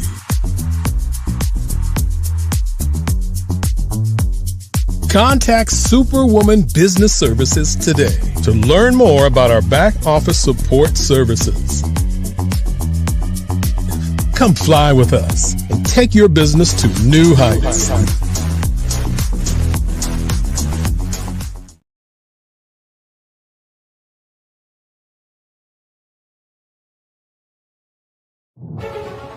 In the heart of America, there are dreams waiting to be realized. Dreams of owning a home, creating a haven for families, and building a future. Yet, there are 13 million mortgage-ready home buyers and nearly 20 million renter households who have the credit and income to qualify for a mortgage but remain left out of the home buying process. These potential home buyers are in urban and rural America, where dreams should flourish. The big banks, the giants of finance, have all exited the mortgage lending business, decreasing their lending footprints across America. They are no longer present and active in these communities. Instead of offering opportunities for home ownership, some of these banks have chosen a different path. They have decided to become mega landlords. They have chosen to invest billions of dollars in rental homes, leaving potential home buyers with fewer options and stuck in a cycle of renting without the chance to build equity and create a legacy for their families. Here is the shocking truth. A report issued by the Home Ownership Council of America revealed that if lenders were to step forward and serve this underserved market, they could conservatively increase their loan volume by $1.5 trillion. $1.5 trillion. This is $1 trillion business opportunity, ripe for the taking.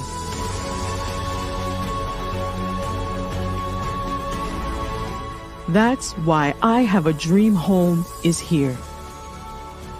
We support the American dream of home ownership in urban and rural America. We believe in the power of social consciousness and the impact it can have on people's lives. Investing in urban and rural America is not just good business sense. It's a moral imperative. Our mission is clear.